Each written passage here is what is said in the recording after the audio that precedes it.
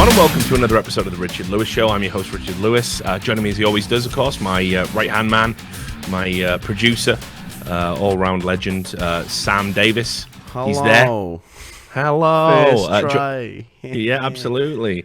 Joining me live in Vegas on site. We're going to, over the next month, we're going to be pushing out as much content as we possibly can. We've got loads of fucking toys that we never played with that I just bought way back when. Green screens and, you know, every cable in the world, luckily. Yeah, every cable in the world, like it's all tied into something. Could literally run an entire production studio with the amount of cable, but we got about fucking 6 mile of XLR, fucking SDI cables, capture cards. Yeah, we should just use some of it, eh? Innit? I got 3 monitors now just for fun, just because we were lying dormant. Yeah, so we're going to push out as much content as we can across this and the NetDicks channel. We already started watching a shit movie today, didn't we? Fucking, what was it? That Little Man by the Wayans brothers. Yeah, the Wayans brothers, mate. What a turn the Wayans against us. You're not dressing me up as a baby. You've turned the Wayans against us. I've become a baby. Absolute horror show. So yeah, we're gonna get onto that and do as much content as we can while Sam's out here for a month when he will be going back to the UK. So I think we can probably bang out quite a bit. I'm even managing to win Sam round to the idea of doing a special trash talk. I figured out a way to do a delay button. That's why. Yeah, I figured that would be the thing. Yeah. So. But anyway, shout out to the sponsor, .com. Obviously a great partner. I know that a lot of you don't just come here for esports, but if you're interested in esports and you're interested in having a flutter on an esports event, go over to .com/RLS. If you sign up there and stick $100 in the account, they'll match it and give you a free $100 to also place esports bets with. They're a great partner. We're going to be working together all the way through 2020. They've even purchased... because when we go on YouTube, we have to beep this out because for some reason my channel is targeted in a disproportionate way to other people's channels and held to a standard that no one else is, which is why they still won't give me my play button. We're up to 110,000 followers now and they keep going. There's something funny about your followers. Yeah, it's a miracle we fucking get any with your bullshit. But anyway, they actually went and bought a redirect from beep.com. I don't know how many E's it is, but it goes straight to... my referral code, so you can check that out. But I'd really appreciate if you did sign up. You don't even have to place any bets if you don't want to. Just sign up. They have free events called Thunderdome, which is going to be coming back in 2020. It's just make predictions. You can get money. So, yeah, go and do that. Right. So, we haven't done one of these for a fucking good while. No, good month, I think. Yeah, been a while. I've been trying to keep up with everything that's been going on. Let's just have a look at someone having a shit Christmas, I guess. That'll cheer everyone up and set the mood. I saw this story over in the Hull Daily Mail right now. You know what I've said about Hull in the past. Basically, if people aren't familiar with my views on Hull, it was called a cultural centre of Britain, I think, like a few years back. And realistically, the only thing Hull has invented of any worth is the concept of anal sex as a contraceptive, right? That's Hull. That's what Hull has brought to the world, okay? Like, it wasn't ancient Greece or anyone else. It was Hull that did that. And that's it, pretty much. There's not really a lot else going on, down there. But I did see this story where a guy... they were doing a big refurb over in the council houses, right? And so he was told, like, you've got to get your living room ready for council repairs, and you got to take all the wallpaper off and all of that stuff, get rid of all the old furniture and anything that was like installed. So anyway, he's like, okay. So he did it, but the problem was the daft cunt thought it was happening in December, but it was happening in January, because of course it would happen in January, because who the fucking do it over Christmas? So if you just scroll down and just look at bits. Yeah, just look at that fucking picture, mate. We've just sat in a fucking bare room. Wait, why has he got a hookah next to him? Like, a hookah or whatever. I don't even know what's going on there. I mean, he doesn't know what that is. That's all he's got for Christmas, mate. I think it's a nice vase. Thanks a lot, by the way, Odie. Really appreciate the 50 gifted subs, man. That's fucking awesome. Thank you. It's always great to have you in the chat, brother. But yeah, just fucking sat there miserable. And if you just read some of the fucking quotes here, I'll just read you. He said, "Christmas is cancelled.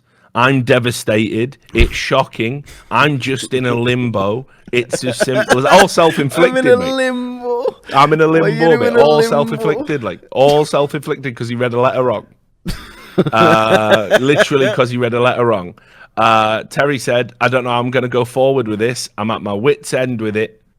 He said he was planning on spending Christmas at home, but he would now have to go elsewhere as it was pointless to reassemble the room just to have it taken down again in January.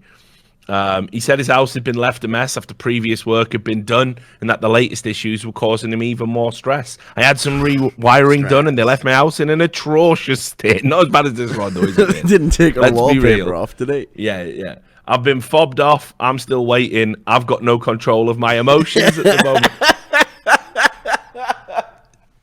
So... why is he lost all self-control? Now, he's claiming, though, that somebody called him and told him they were coming out in December. But the voices in my head, like you said, it's December. Yeah, but the council say there's no record of any such call, and we've always maintained that refurb would take place in January.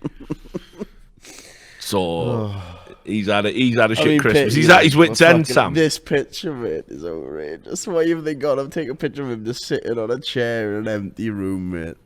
No, the thing is as well, look at the pauses he's doing. Like, look in that picture, look how he's just dead staring at his fucking shit giant television, like with just a fucking clock on the wall. Like, fucking come on, mate. Just want to know what time it is. Just counting down the days now till I've actually got an house I can live in. She's turned the weigh-ins against us. Just having a fucking nightmare, and he. The barns so I saw gone. that. He definitely had a better Christmas than this duck that I saw. Now you might remember that there was a story about a cat that was out there being such a fucking G that it had so much sex that it had to be put on an IV drip because it just jetted itself dry. It desiccated, you know. Which I remember. Yeah, you could probably do it. You could probably do that. Probably could happen, right? But anyway, there's this duck named Dave. Dave the Duck, he's called. And basically, over December, he had so much sex that he absolutely wrecked his dick and had to have it removed. Have ducks got the curly penis in it as well? Is that spirals? It is spiral knobs, like. So yeah, Dave the Duck basically was out there. Apparently, he was having sex 10 times a day, living the dream. Right? That's who's this owner? Insane. This owner's like must have fucking opened for a free ticket to heaven by just taking really good care of a duck. But it's one guy, and then he's got Dora, Edith, and Frida up to 10 times a day. He just maybe he was going to eat them for Christmas, mate. Just fatten them up, keeping them happy, getting them laid, makes the best meat. Right, so I'll just read the story. The story is always more ridiculous than any joke I can make about any of these things. A duck named Dave has had to have his penis removed after injuring it from being over amorous. The duck's owner, Josh Watson, claims the bird was mating with its female companions, Dora, Edith, and Frida, up to 10 times a day. As a result, Dave injured his penis and got a nasty infection. He was prescribed antibiotics, and the owner was tasked with washing his penis daily, and the ducks. Right, with washing his penis daily, but as the duck kept trying to have sex, it unfortunately didn't do the trick. I mean, I'm just going to go out on a limb here. Do you reckon the owner could be fucking bothered? Like, yeah, you weren't washing no dicks, man. Like, for real, but your vet says to you, right, you know your pet male duck that's just straight fucking all the time. You got to wash its dick, like, every day. Oh, the basin, probably every, like, 4 hours, like. While that duck just fucks all day, you got to go in and wash his knob, mate.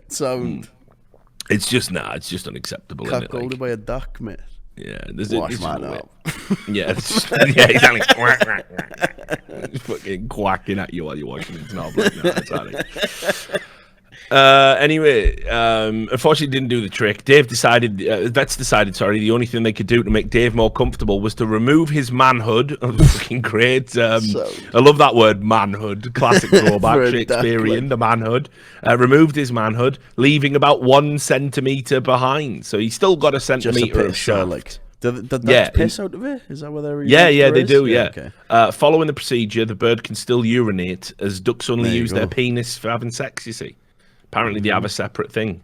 So his owner says he's doing fine, but he's understandably a bit upset about it all. How do you know? Right. Has he told you, is he? Josh, who lives in Torquay, Devon explained, I think he feels pretty upset about it. I think he's a nymphomaniac. He's got a high sex drive, basically, and that's what caused it. Thanks for the analysis, mate. Yeah, good, isn't it? He tries to mate with women a lot. Every chance he can get, in fact. Between 5 and 10 times a day, maybe more. He added, he doesn't stop throughout the year. Over winter, he's supposed to calm down. The ducks stop laying eggs, but he doesn't stop mating. He carries on. I think his female companions do like him. They obviously sometimes get fed up, though, and do wander off. So there you go. They've also interviewed one of the vets that operated on Dave. I don't know why. This is like the fucking state of the Daily Mirror. Like, this is a throwaway funny story. Why are you like, quick, interview the vet? Like, we've got to get as many quotes and cover this as possible. We got to bring in the doctor. Right? She said that it was overuse of the duck's penis that caused it to prolapse. How is the knob prolapsed? I don't even know how you prolapse. Like? How do you prolapse a knob? It says here, the prolapse resulted in the penis being traumatized. I'm fucking traumatized. And then it became pretty infected. Normally, it goes back inside him once he's finished having sex, but it stayed out this time. And obviously, when his dick's out, it's bashed. That wasn't the quote. I'm just Red Rocket. Obviously, when it's out, it gets bashed and stood on and pecked at, and God knows what. All of us knew that as soon as we saw it, there was only one thing we could do, and that was to remove it. Get it out. And then she said, he will no longer be able to successfully breed, but he'll still try to mate. Not having a penis won't stop him, she added. There you go. So well, it will, like. Dave's still going, man. Well, he thinks he is. He's going around gripping. That's all that matters, isn't it, really? Yeah. You know, I remember I used to have a mate, right? I used to have a mate back in the day called Will, right? And I ain't talked to him for ages. He's one of those people I genuinely lost contact with, and I hated it. We used to live over in this apartment block over in Newcastle. Like, you know, we went to school together. He was a really, really good mate. And I even tried to track him down. Like, I just haven't, like, it was just mental. Like, we used to go out and hang out all the time, play snooker, fucking, you know. Don't know where the fuck he disappeared to. Can't find him anywhere. He obviously doesn't do social media, you know. I'm pretty good at tracking people down. Can't find him. Can't find any reference of him or his missus or anything. Just fucking vanished. Fair enough. I appreciate that. But anyway, when we were kids, he had this couple of pet rabbits, right? And they started out as like just normal rabbits. It was one man, you know, one female. And I was like, mate, like, you know, you got to be fucking careful on that. You know the phrase breeding like rabbits. I was gonna say, yeah. And he said, like, oh yeah, don't worry about it. Like, we're gonna get the male. He's gonna have his bits off. Like, so they fucking took him down the vet, neutered him, right? But the thing was, in his mind, he fucking thought I should still be doing something. Me, like I've got this urge, but I don't know what it is, and I don't have the tools, but I'm gonna still try. So he was always trying to hump this other rabbit that he shared within the hutch. Now the female rabbit got like some fucking thyroid problem or something, and she blew up. She was fucking massive, mate. It was unreal. She was fucking as big as me, mate. It was like she just kept growing and growing and growing. It got to the point they had to expand the hutch just because of the sheer fucking volume of this fucking broad. What's this, the Jerry Springer show? We're gonna have to cut out the side of the hutch to take the rabbit to the vet. And all the time, they were trying to figure out. All the time, they were trying to figure out how to fuck. So sometimes she'd clamber on him, nearly smother it. Other times he'd be on the back, like, like it was fucking ridiculous. It was like it was a horrible scenes. So I don't know what that's got to do with the Dave story, but just thought I'd tell you, like, it was fucking traumatizing. It was. Yeah, like it. Yeah. The ducks. Traumatizing for you now. What else have we got? Oh yeah, there was this guy, absolute fucking king of the world, mate. I'm telling you, you gotta have mad respect. We're talking about G's. We're talking about ducks that like to try and get it on with no penises, right? This guy's a fucking G. So this is the fella that his missus I hated the fact, like, she fell asleep. She did the proper neck back, mouth open, having a fucking sneeze, like, on a plane or something. And so her husband takes a picture of it, like, selfie shit, right? And anyway, she fucking hated the picture and said, like, oh, I'm going to have your fucking balls. It's outrageous what you're doing. Like, how fucking dare you? So he went and got the awful picture tattooed on his body. So it's just there permanently. Like, just have a look at the fucking state of this. Look at the neck on it. Imagine doing it, but imagine doing it though. Like, just like everything about it, the fucking, like, just permanent on his body. He's a window cleaner from Portsmouth. He is. Window cleaner from Portsmouth, but like, this is the type of person the phrase "mad lad" was fucking invented for. Because like, she, like, when the divorce comes in, right? All she's gonna have to do is just like, he did this, and then everyone's gonna be like, right, well, you're entitled to your 50%. It's fucking unbelievable. Like, so absolute king. I saw that happen over Christmas. I bet he was in the doghouse, like, but whatever. Not so bad if they break up over it, mate. And he just got his ex-wife tattooed with multiple necks. Yeah, you haven't got a point. Who wants that? Yeah, I mean, you will have to have that lasered off. 100%. That's got to go. Also, I just saw this. I think this was a relatively new one, just a bit of crazy news. Like, far be it from me to say some people are fucking tightly wound, all right?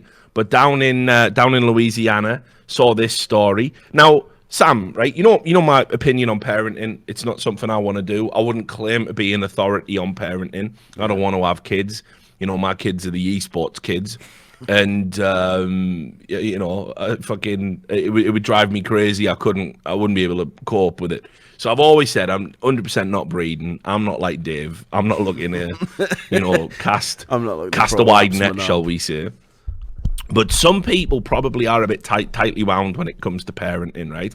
So this is a story from down in Louisiana. Obviously, shout out to Dust. Just Moretz, shout out. He's out there noodling right now, gripping catfish. Yeah, mate. This is he's killing nutria for sustenance. So anyway, obviously these are Dust's people, right? So this is the story: man arrested for allegedly putting gun to son's head for drinking last Dr. Pepper. His son was 9. Mate.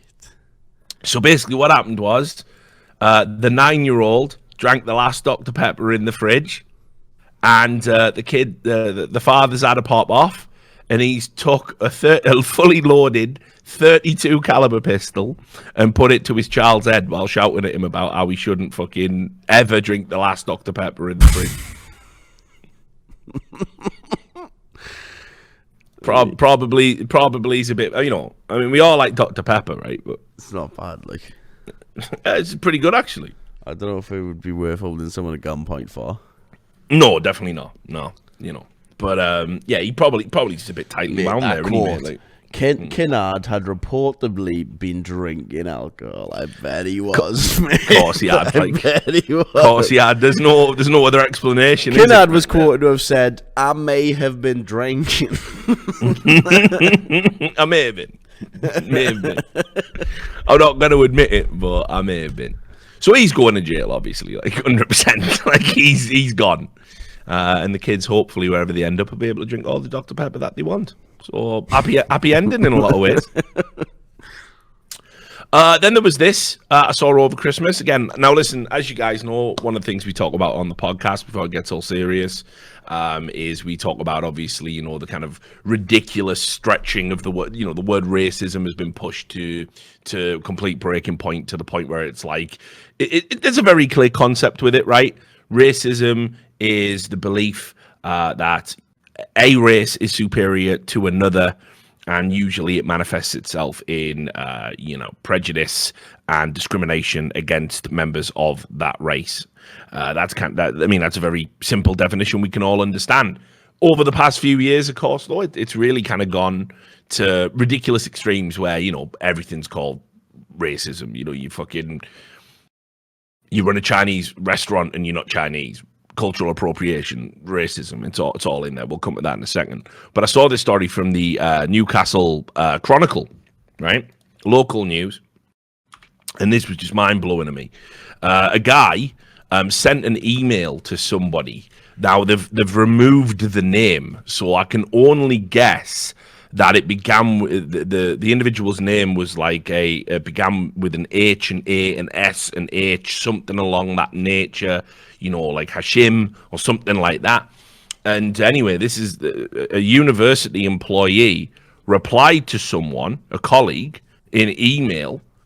And what he'd done was he replied from his phone, and it had auto-corrected and called this person with this name Hash Brown. So the person who received the email, being called Hash Brown, said that was racist because it was mocking their name. So out he goes. He was fired. This is Ollie DePlanter, his name. He'd only had the job 4 days, right? Sent this email just to say hello to his colleague. Hi, Hash Brown. And he got fired for use of perceived offensive racial language. Fucking hell. Yeah. He said, when questioned about it, he said, when I was told I'd accidentally sent an email calling someone Hash Brown, I just thought, oh my days. I had not met or spoken to the woman before, so I had no reason to call her a name. It was an informal meeting with my boss when I got told, and he was laughing about it. He just told me to be more careful in future, and I thought that was the end of it. But just a matter of hours later, he was called into a disciplinary hearing where he was told there was an ongoing investigation into gross misconduct, and it was being treated as a racial incident. Later the same day, he was fired because his university bosses were unable to replicate the autocorrect. Mr. DePlanter said, hash brown is not a racist term. It is a breakfast item. It's a bit of a weird thing to call someone that intentionally. Why would I do it? To class it as gross misconduct is unbelievable. I didn't realize initially just how serious they were taking it. The sanction bears no resemblance to what happened. I strenuously deny that this message had been sent deliberately. It was a typing error, and there is nothing to suggest that any of this is racist, which fair enough. And then what I do like about the Chronicle is how they've included just some pictures of hash browns. Yeah, just in case you didn't know where they were, like that is what I'm. Yeah, exactly. It's like they were really struggling for pictures around this. What do we got on file? Hash brown sat on a bed of beans, banging like get fucking. Yeah, get it in. Get it in. So like source that from Getty Images as well, but which means they probably had to pay fucking license fee for that. Probably paid like 30 quid to put that in their article. That was worth it. So when he appealed against it as well, the university said, I believe that in the balance of probability, you did type the words and that the words were perceived as offensive and involving racial language. So just a heads up, guys. Hash brown, off limits. It's a dog whistle or something. Like you just can't say that anymore. Hash brown now, according to the University of Newcastle, racist, of course. Yeah, racist. There was also as well. Let me just show you another example because I talked about that Chinese restaurant. You might remember we covered it on an episode of the podcast a while ago. It was what was it? Lucky Lee's. Lucky Lee's, maybe. Yeah, do you remember? Remind me. Yeah, it was Lucky Lee's. It was a Chinese restaurant in New York City, right? And basically, what happened was about 6 months ago or whatever it was, whenever we did it on the podcast, they got accused of being racist and cultural appropriation because the person cooking the food was white. So apparently, you can't cook Chinese food if you're white. And also, they put out a comment on their social media that said, we hear you're obsessed with lo mein, but rarely eat it. You told us it makes you feel bloated and icky the next day. Well, wait until you slurp our high lo mein. Not too oily or salty. And then that was deemed to be saying that, oh, it's racist because you're implying Chinese restaurants are dirty. Sorry? So there was a big backlash. there was a big backlash about it, and obviously, like, you can go watch that episode wherever it is, you'll find it. There's some guy, by the way, on the YouTube channel. What a trooper! He's literally going through every episode of the Richard Lewis Show and doing timestamps. I'm pinning his comments every time I see him. But so what a hero. But anyway. Unfortunately, because of the constant backlash and issues, and obviously it's affected their customer base, people don't want to be seen going in there and eating in the racist Chinese restaurant. They closed down in December. So just before Christmas, they had to close down their business because of this shit. So can't ever imply that maybe some Chinese restaurants do create greasy, salty food, Sam. Yeah. Never had it. How dare you? Yeah, I should be in school. It should be. So I guess while we're still kind of hovering around the cancel culture before we get to the meat of the show, I've seen some pretty stupid apologies over the past month as well. Really stupid ones. Let me just show you this one. Walmart, right? This is fucking great, mate. They made a sweater, okay, that was about Beak. Right? Yeah, it's an adult sweater for Christmas, right? And what it is, it's Santa, right? Or like a snowman Santa, sat on a fucking sofa with a pile of snowballs next to him and 3 white lines in front of him, all chopped up real nice. You know how it goes. One up the left, one up the right, and one for the doctor, right? That's how it works.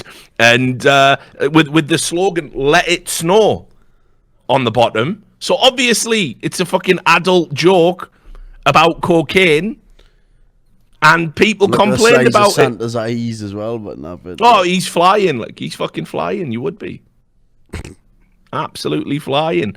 And they've had to remove it and apologize. Walmart apologized for the adults-only Christmas sweater on its Canadian website that appeared to depict Santa with cocaine. The retailer pulled the holiday outfit along with several other risque seasonal sweaters Saturday after they caused a stir with social media users. These sweaters, sold by a third-party seller on Walmart, do not represent Walmart's values and have no place on our website. So just to be clear, guys, comedy, that's not... I say it all the time. We're going to get to this when we get to talking about corporations pandering to China, because that's in the show again, obviously, because it's 2020 and nothing's fucking changed. All of the shit that was just hovering in 2019 just crap. We don't ever leave anything behind. And no one's ever really gone, Sam. So yeah, comedy, that's not a value that Walmart has. So that's that. Forget that. Fun, choice. None of these things don't represent Walmart. And of course, doing Beak, there is absolutely no one. There's absolutely no one at any level of Walmart that's ever had a fucking dab. Right? No one's ever had a line at any level. We have removed these products from our marketplace, and we apologize for any unintended offense this may have caused. You know the people who complain as well about it, the same Gims who buy a Breaking Bad t-shirt, like, hey, I fucking love Walter White. Yeah, meth sound then, is it? But the fact that everyone's doing cocaine and they want to do a joke about it, no, it's not allowed. What if the kids see it? What if the kids see Santa doing Beak and they start trying to do it? Fucking grow up. I mean, well, there's of course just what happens over Christmas. Everyone gets fucking arsehole drunk and fucking wrecked and fucking arguing and stuff, right? But yeah, look, see, goes at home, but they can't buy it. Let it snow t-shirt go, like. Yeah. So it was there was a Twitter user called In a Green Suit that went, "Excuse me, Walmart is advertising cocaine on its Christmas." Yeah, that's exactly what they're doing, isn't it? Literally got a fucking address on the back when you turn it round, you fucking daft cunt. Meet John in the car park. You know, what the fuck is this? Advertising cocaine. Are you fucking for real? It doesn't need advertising. I know, it's so good. It doesn't need. So good. You don't have to sell it, but people sells come itself, to you. Doesn't it? Yeah, sells itself. That's why America and fucking Canada remain the biggest importers of it. Talking about. So there was that. Then this one probably takes the biscuit out of stupid apologies. There's been a ton. You know, I'm not going to get into the J.K. Rowling stuff. We'll save that for another show. But I just want to fucking show this one. So why Chris Pratt always gets targeted, I don't know. Yeah, he got wrecked because, he's been wrecked 3 times. He got wrecked for putting out a video. He put a video on the internet. He said, "Why are you making videos? There's deaf people in the world." Wasn't that legit? Yeah, yeah. So let me just tell you why. Chris Pratt is like, this is why you never apologize. You just don't bother apologizing. Just don't do it. Someone's trying to blackmail you, wreck you, cancel you. You go head to head, savage to savage. You don't fuck around.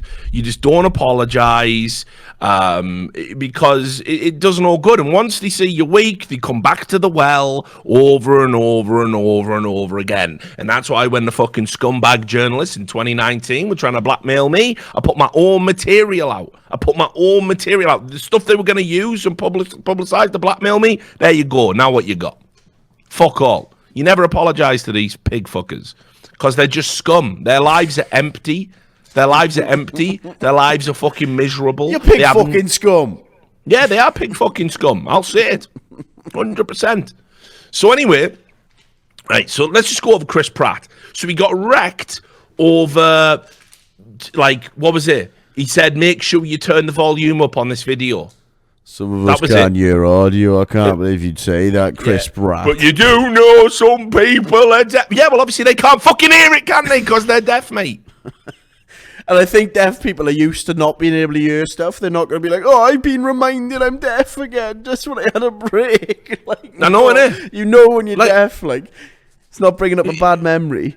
Yeah, so, like, you know, what's he supposed to do about that, by the way? Is it on Chris Pratt, by the way, to fucking cure deafness? Not to mention, while all of that, when that drama was going on, remember there were articles saying anybody who wants to find a cure for deafness is ableist because we have our own culture. And it's like, right, mate, like, I'm just saying, okay, again, if it was my kid, I'd want the kid to be able to hear. Right, I don't care if it has a nice little support group and you got the sign language thing going on. That's all wicked for you. But if there's a fucking, you know, stick a needle in an ear and they can hear again, I'm doing that. You know, and we can talk about whether or not they can still come to your meetings and play in your treehouse later. It's fucking ridiculous.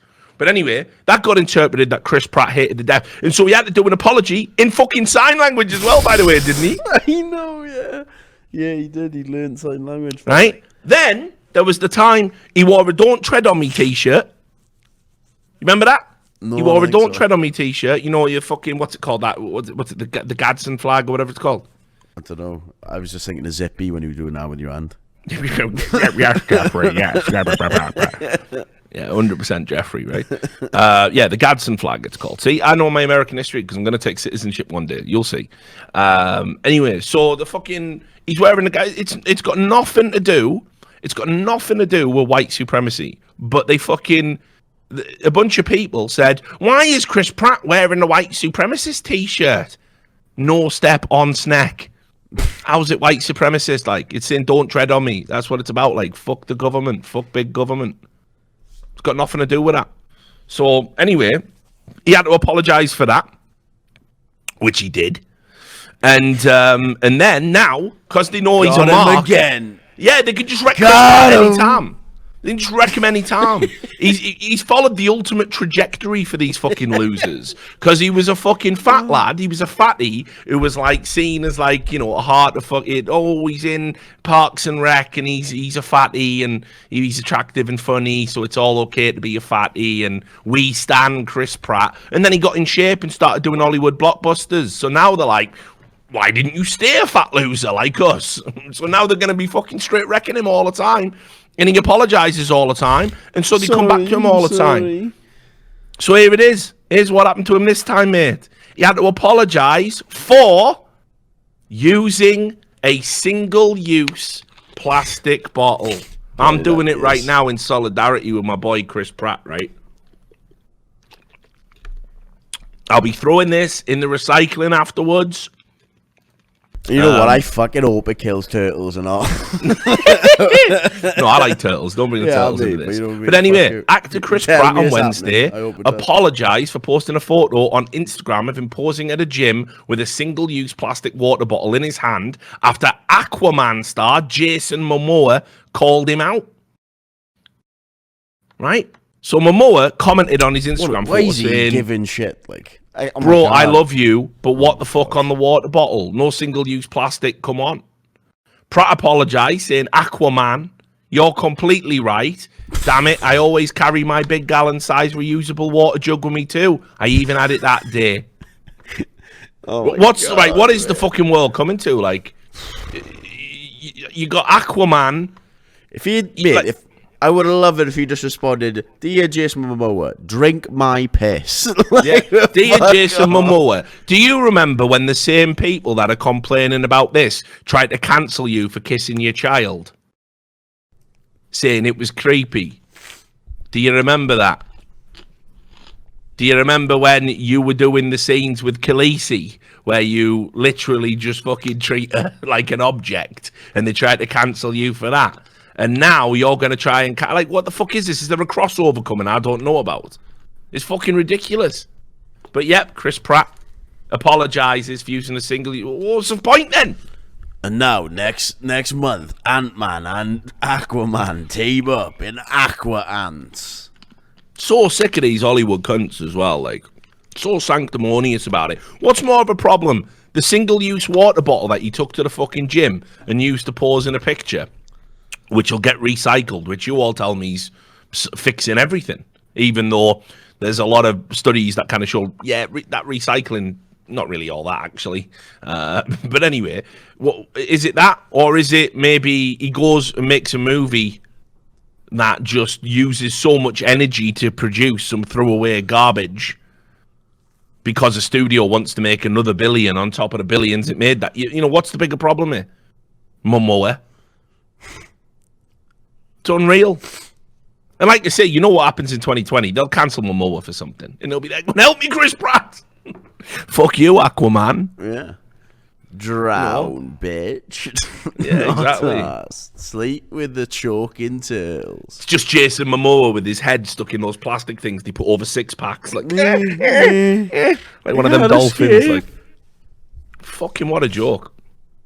So anyway, right, let's start getting into the fucking... Oh, there's one other thing I just want to talk about, right? And then we'll do it. Because there's a lot of, like... What do they even call it? Because if it's a superhero, it's cape shit. If it's sci-fi, it's what shit? UFO shit? No, it's like, I don't know. It's something anyway. It's got a term. But basically, all these fucking losers that, like, love franchises and all get fucking jacked up. Space shit. There you go. It's called space shit. I mean, it's terrible, by the way. Cape shit, space shit. There's all sorts of shit. So we're going to talk about fucking Star Wars. Lord help me that I have to. But the end of the year, it was just a fucking cultural explosion. Don't watch any of the new Star Wars. No. Yeah, I mean, you shouldn't be. There's movies for kids at the end of the day. Didn't watch any Game of Thrones, mate. Why do it yourself? Yeah, exactly. Well, yeah, you should know. But there's just so much going on there. But just before we get into that, right, let's just get the Witcher stuff out the way. Because I did want to say, like, I watched The Witcher, finally watched it all. I've had a bit of time to sort of have a sobering meditation on what I truly think of it. And you watched it too, right? Yeah, I've seen it. Okay, so you go first then. I mean, it's a bit shite. It's fine, really. yeah. It's okay. It's average, isn't it? I don't know. It felt like it was purposefully just trying to make it more convoluted by hiding all the timelines to like make me wait for the last episode. Like, why? Why are you fucking elongating this? Why are we jumping back and forth so much without any indication? Felt a bit like Inception that way, where everyone's like, "Oh, it's so fucking deep, man. It's so like intricate of how they tie your storylines." No, it's just fucking purposefully shit, so it seems more confusing. Right, I'm going to give you a bit of like, this is the advice, right, and it's true to life as it is to making big TV shows. So, you know, you ever seen, like, fat people? Like, they're not ugly, right? Like, the torso's overweight. You know, they got tits coming in or, you know, whatever it is, right? Like, fat lads I'm talking about. James Corden types, right? Yeah. But, well, this doesn't really apply to James Corden. But they don't have a fat head. Yeah. They look good. Right, okay. Right? You know, they got, you know, they scrub up nice. Just got a bit of tits coming in, bit of belly rolls. And they're still wearing the T-shirts they were wearing when they were like 20. Yeah, yeah. You know what I mean? Like skin tight, and they just... Yeah, and it's like, well, that's not helping you. Like, just get the next size up, and then people don't know. You look fine then. Yeah. But you know, how you're dressing is accentuating the worst parts about you, right? I see them all the time. I'm like, are you fucking serious with that? But anyway, the Witcher does the same thing. Because what it does is, it ain't got the budget to be big, broad, you know, here's a big battle scene. But they've written big battle scenes into it. And then what they do is they go, all right, how the fuck are we going to do this? It's a massive battle. Right, this scene has 12 lads who've just broken off from... It's like, fucking hell. It's garbage. It's fucking garbage, isn't it? You don't know how to dress. If you can't do big budget, don't try and do it. It's ridiculous, and they've really fucked themselves over with that. Like, it was like with the CGI with that dragon. The dragon's lips didn't even move. They couldn't even lip sync the dragon. It was just there like, I am now psychically talking to you. Like, oh, come on, fuck off. What is this? At least lip sync it. Put a bit of work in. But they didn't. They couldn't afford to. I mean, that entire dragon episode was lame as fuck.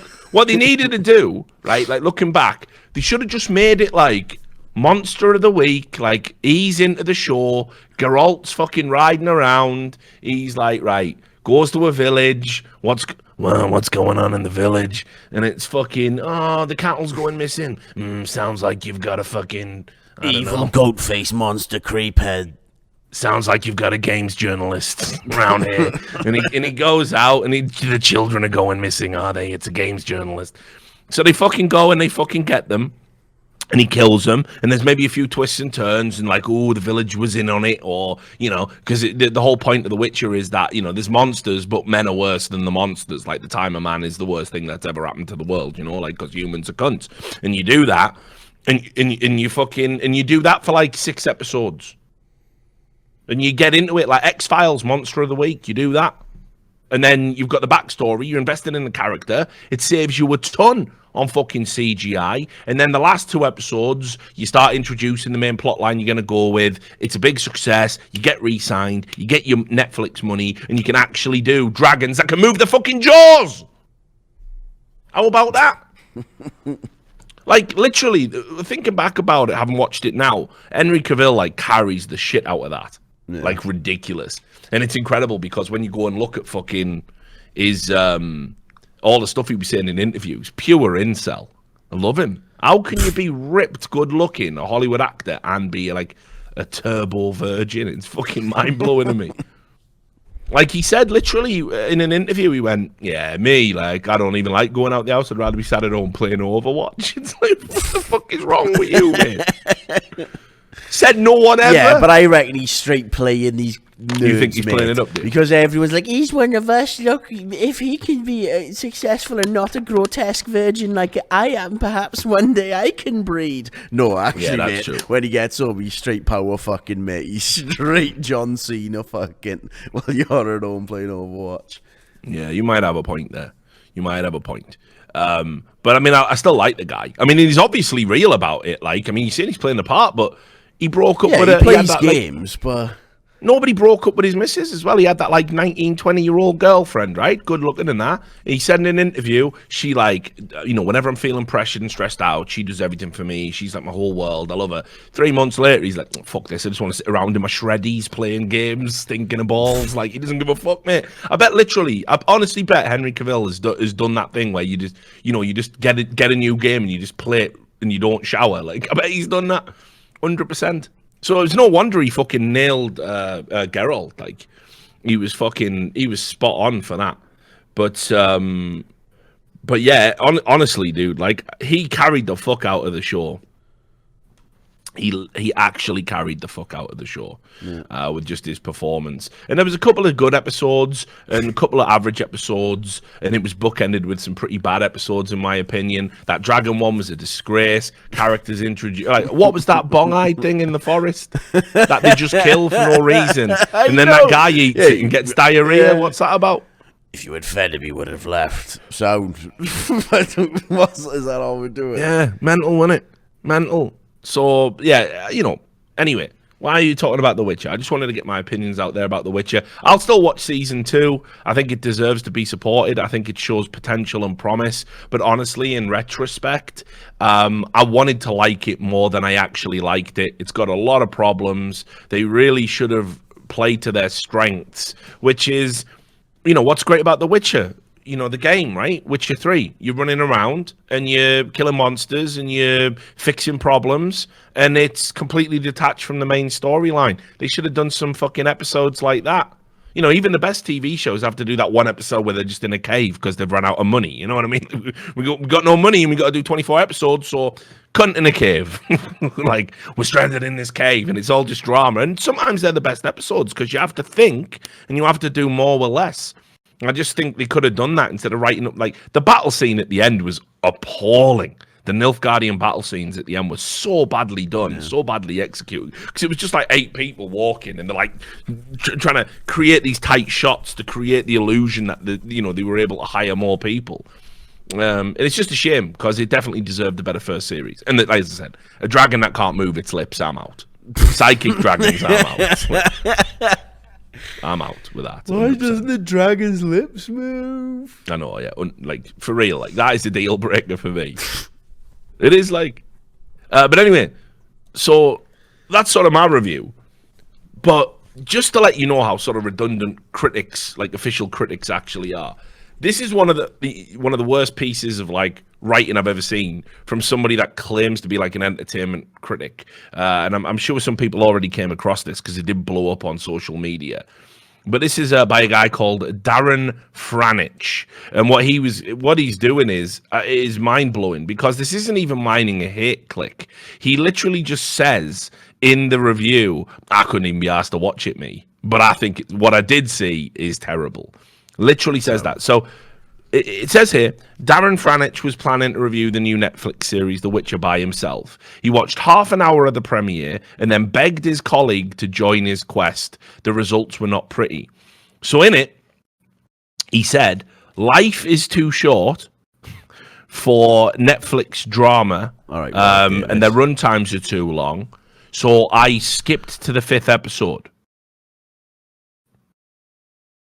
I rate it an F. Cheers, Darren. Like, legit, that's what he did. He just couldn't be asked, so he didn't watch any of the setup, any of that stuff, and he just skipped to the 5th episode and said, fuck it, F.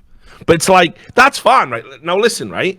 If you're at home and you're just watching it as a casual, right? Like, just as a fan or whatever, by all means, dip in, dip out, watch it, don't watch it, start an episode, end an episode, do what you want. He's paid, right? He's paid by Entertainment Weekly to do reviews. And he literally just says, yeah, I'll just skip it. Just an update here, Sam. Skipping the first 5 episodes. Concluded it's shite. Don't understand what's going on. Yeah, disgusted by it, shit. And anyway, so... mate, this is one of the purest Twitter ratios I think I've ever seen, by the way. As you'll see when I give it to you. Because he literally tweeted it out as if he hadn't admitted that he didn't even watch it. He just said, yeah, also, The Witcher stinks. And he tweeted the article out, right? Fuck you. And if you just look at the ratio, mate, 1,600 comments, 4 retweets, and 83 likes. That's got to be some sort of ratio record, I think. But like literally everyone's just replying going, you literally said that you didn't watch it. And of course he's in the replies going, see what happens when you criticize the fans. Like me. Yeah. When you criticize the fans, look how they behave. It's all the toxic fandom. It's like, no, you literally admitted in an article you had one fucking job, you didn't do it. And people said, like, can you imagine doing that with any other TV series? Well, like, can you imagine skipping the first, 5 episodes of The Wire? Can you fucking imagine? First 5 episodes of The Sopranos. Yeah, first 5 episodes of Breaking Bad. You know what I mean? Can you imagine doing it? You're not even in a position at that point to process. Well, somehow you're lagging from next door. That's impressive. Changing server. Let's go. Oh, mate, having a laugh. There you go. You're back. Yeah. There you go. Oh wait, no, it was a bit of us. We Discord. dropped a few frames as well, so maybe the internet's having a strugs. Oh, did you drop frames? Did you? Only a few, a couple hundred. Sorry, just fine. China. It's because I said China's coming. Yeah, China's coming to get me again. That's what it is.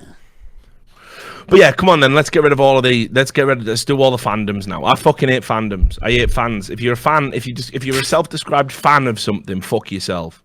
Just go fuck yourself. Don't say you're a fan of me. Say you support my work. Say you admire my work. Say you like my work. Say you enjoy my work. Don't say you're a fan, because it's fucking you. What you are admitting to is a mental illness. It's called. It's called that. It's fanatic. It's where we get it from, mate. Do you know what I mean? So, like, why would anyone do it? Why would you want to be a fan of something? Right? Why would you want to be a fan? Because a fan is a stan now as well, by the way. Right? So fans aren't even fans anymore. Richard. Yeah. We stand Richard, and that's the T. Like, fucking, it's not the T. You fucking cunts. You fucking. So let's do it then. Star Wars, mate. New Star Wars came out. Never seen yeah, I mean, mind-blowing stuff. But I guess before we get into it, let's do the Mandalorian. Now I got because I just tapped out of Star Wars. Like, I had to live through the prequels. So the prequels came out when I was like still at uni. So and I had a mate, Tom, who's like a fucking, you know, huge Star Wars fan. In fact, I live with another girl called Kiva, who was a massive Star Wars fan. And so, you know, these shit movies are coming out, and they're just fucking terrible. I mean, has anyone gone back and actually watched the prequels recently? They are fucking ass cheeks. I even saw tweets the other day, like, people going, well, the Rise of Skywalker was so bad, it gave me a renewed appreciation for the prequel. Not, mate, fucking hell. The only thing that would give me a renewed appreciation for the prequels was if the fucking choice was watch the prequels again or have a bowler injected into my lips. Like, it's fucking insane how shit they are. They're so bad, those fucking movies. So, you know, just literally cunts talking in circles. Awful romance scenes. I don't like sand. It gets what is it? Fucking hell, like, what's this? Like, where's the crack? It's insane. So, anyway, I'm tapped all the way out. I didn't realize that the fucking Mandalorian wasn't Boba Fett. You see, because I thought that was the whole point. You were going to do a series about Boba Fett, this great mystery man, the fucking, you know, bounty hunter of the fucking world. And instead, they've written like, oh yeah, Boba Fett is a Mandalorian, and that means that, you know, they're like a sect. Anyone can be a Mandalorian. You just have to wear the armor. It's like, oh, do we need that? Why can't Boba Fett just be like a dude that has his own armor? You know, it's fucking anyway.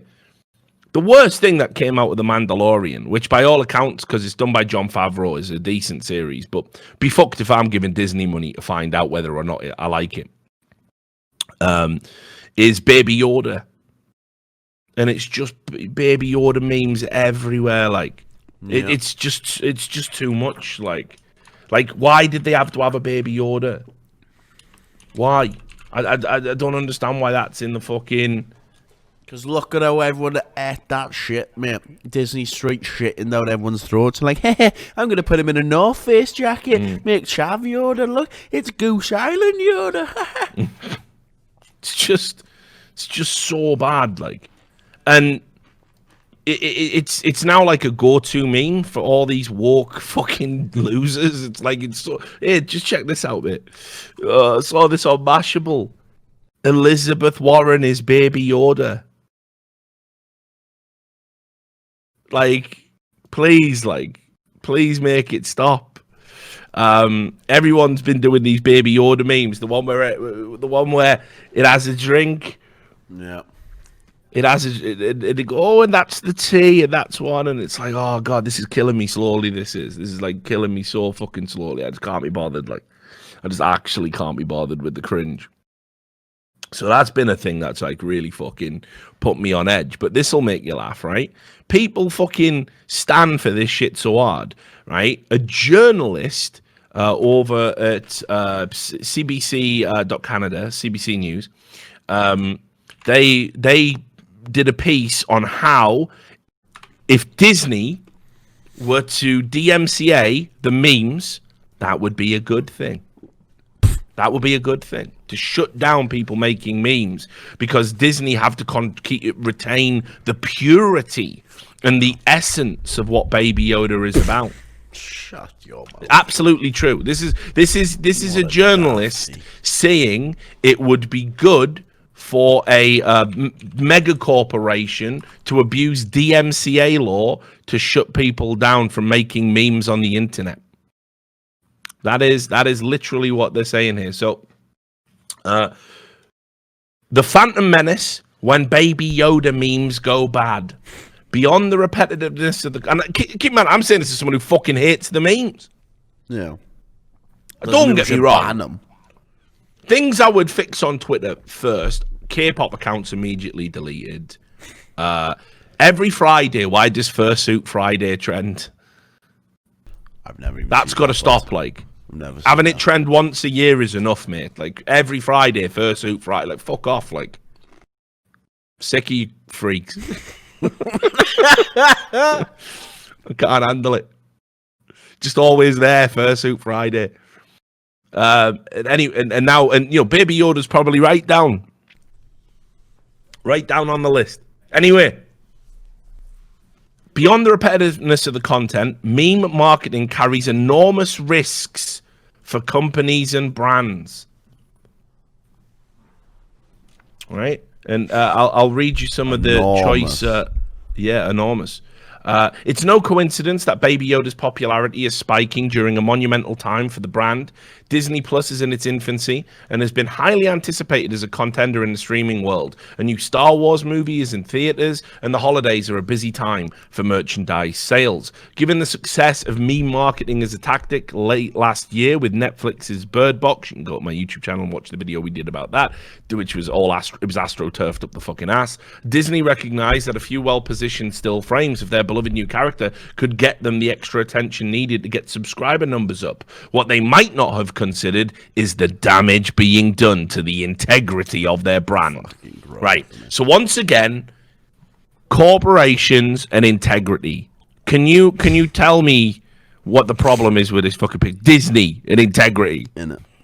Disney, a company that fucking sued a fucking nursery for having paintings of its characters on the wall for the children. Disney. Imagine being a journalist and shilling for fucking Disney. Right. Handing over the reins of a valuable pop culture asset to a community of random creators is a double-edged sword. It endangers loyalty with existing fans by potentially cheapening the Star Wars name. Yeah, because Disney haven't done that, have they? They didn't do that, did they? With fucking Luke Skywalker drinking fucking alien cum and fucking and he's dead and no one can tell. And by the way, now here's force healing, which completely contradicts all of the other stuff because there was no reason for anyone to die. Palpatine's back. Like, fuck me. Like, yeah, you haven't devalued Star Wars at all, by the way, Disney. You haven't devalued it at all.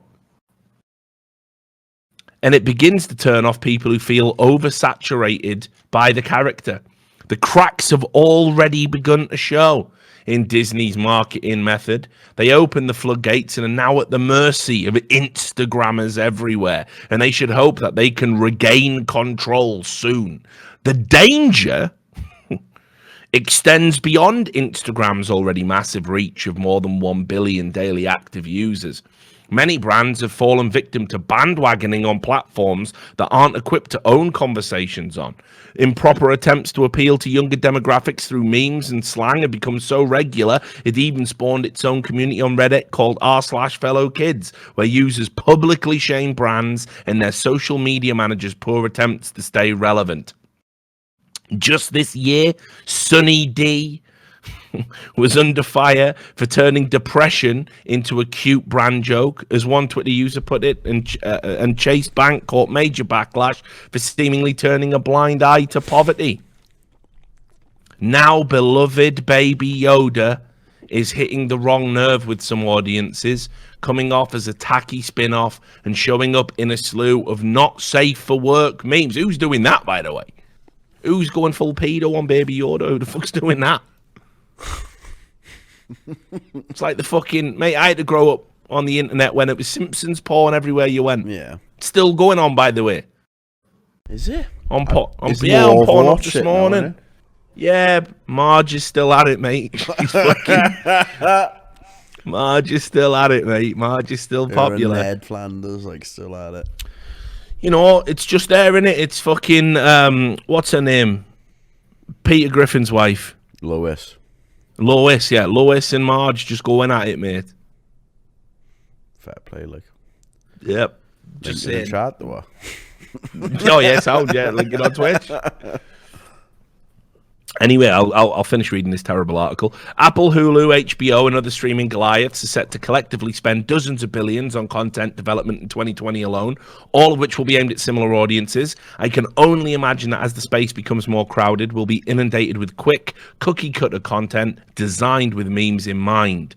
But at what cost? Oh, meme marketing means relinquishing control of a brand, and given how it can alienate the very audience meant to be reached in the first place, I'd say it's rarely worth it. It's time to cancel Baby Yoda memes. Fucking eat my whole asshole. Just eat my fucking whole asshole. Like, eat my ring. Here's the fucking spoon. Like, just eat my whole ass. Like, you're fucking insane. You're insane. The reason to cancel Baby Yoda memes is that they're fucking shite. But here's the madness. So all these Baby Yoda memes are floating out there, and as I said, I've seen so many terrible woke Baby Yoda memes, and you know. But look, they were suspending people on Twitter for saying, "I hope Baby Yoda dies." I know. Oh, I know. Twitter, this is the headline, CTV News, also from Canada. Twitter suspends man for hoping Star Wars character dies painfully. Kind of silly when you put it like that, right? Will Sloan didn't care much for the new Star Wars character fans have dubbed Baby Yoda. The tiny character appears on Disney's The Mandalorian show, and its cuddly appearance is saturating pop culture news. But all of this hype irked Sloan, a Toronto-based podcaster, so he tweeted his displeasure, and it led to him being flagged by Twitter for harassment. Because Twitter is the only place where you can harass fictional characters and mega corporations with a singular tweet. Fucking... Sloan got pushed over the edge no, by a Facebook tease. Little man. Sloan got pushed over the edge by a Facebook tease for Esquire magazine's Baby Yoda article, which reads, "The Mandalorian has made Baby Yoda an icon of purity, a rare moment where we cross the internet aisle to simply say, this is good." So out of frustration last Thursday, Sloan jokingly tweeted at the magazine, "I actually hope he dies painfully." It's a good joke. Within 15 or 20 minutes, he said Twitter sent him notification claiming he violated its rules against abuse and harassment. Sloan was informed he could still browse Twitter and send direct messages, but he wouldn't be able to make or favorite tweets for the next 7 days. As he put it, he was in Twitter jail. So, you know, you can't insult Baby Yoda. I mean, obviously what's happened there is, like, all of the fucking Baby Yoda fans have fucking seen it and mass reported it. Algorithmically, he's just been fucked, hasn't he? Right? And that just happens all the time. Because fucking Star Wars fans and stans are just mentally ill. It's ridiculous. So we'll get to that. Let's obviously they released Rise of Skywalker, you know, in December, prime Christmas time. It hasn't made as much money as The Last Jedi. It's kind of interesting. Fans are saying it's better than The Last Jedi. Of course, because Rian Johnson is a messes, though. Yeah, true, as I've said. The media have decided it's okay to hate Star Wars again. When Rian Johnson, Goonie Beard Man, made a movie, you had to like it, and if you criticised it, you know, you were you're all right if you didn't like it. Now all the critics are criticising J.J. Abrams' Star Wars movie and saying it's a disgrace because he basically had to fucking write himself out of the corner Rian Johnson had put him in. And apparently by not following Rian Johnson's destroy everything ethos, J.J. Abrams is a bad man. So, just to put it in context, this is a fucking classic tweet from Full Macintosh, one of our favourite political commentators of our times. The Last Jedi really is a perfect barometer. If someone hates it, you can safely ignore anything else they have to say about Star Wars, cinema, or politics, because those three things are all the same and of equal importance. Like, you can... It's certainly... Mate, do you reckon, right, the people like this will ever have a self-realization moment? Do you ever of course not. No, they're fucking... Ever, like, you don't think Jonathan McIntosh will sit down one day, like, in his 50s or his 60s, like... Fuck me, I was a daft cunt for my entire life. You don't think that's ever going to hit them? Not even on the deathbed, but walks of religion, mate. Walks of religion. Like, yeah, but people refute that on the deathbed. That's what I mean. It's hardcore, though, isn't it? It's hardcore. It's Scientology levels. I don't believe it.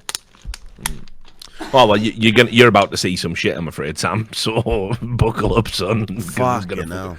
You haven't even seen the Raylos yet, mate. Wait till we get to them cunts. You're gonna fucking love it. But anyway, so basically, it was a pretty divisive movie in terms of critic to fans. Fans seem to enjoy it more than The Last Jedi. Critics panned it, said it was terrible. Certainly, you know, it's not going to be a great movie. It sounds like they had so much to do to kind of unfuck where Rian Johnson had left the franchise. J.J. Abrams didn't even get the movie he wanted to make. If you go and look at reports in the media, apparently there's a J.J. Abrams cut which is never going to be released. But the bottom line is there will be some mild spoilers here, guys, but it's been out long enough. We're in January, so grow the fuck up. Basically, the big point of consternation is, well, the two big points of consternation is, first of all, that terrible character, what's her name, Rose Tico, or whatever she's called. The one that does the crash into John Boyega to stop him actually having a satisfactory conclusion to his story. And then says, as everyone's getting killed in the background, we don't win by killing what we hate, we win by saving what we love. And which, by the way, Red Letter Media did a great fucking bit on that with fucking Dolomite in the background. Bitch, are you for real? Right, but anyway, right, fucking, it makes no sense because you didn't save the ones you well, you saved John Boyega, who you were apparently sweet on. That was never happening, by the way. And everyone's dead in the background, like at the end of The Last Jedi. There's like 10 of them in a room. Yeah, well, guess this is a rebellion, isn't it? Like, fuck, everyone's dead now. Died on the salt planet, wink, wink. So anyway, that was a thing that popped off because she was such a thoroughly unlikable character. It's not the actress's fault, by the way. Like, you know, what happened to her was unbelievable. Like, Kelly Marie Tran got like fucking really badly harassed because this is the problem, you see.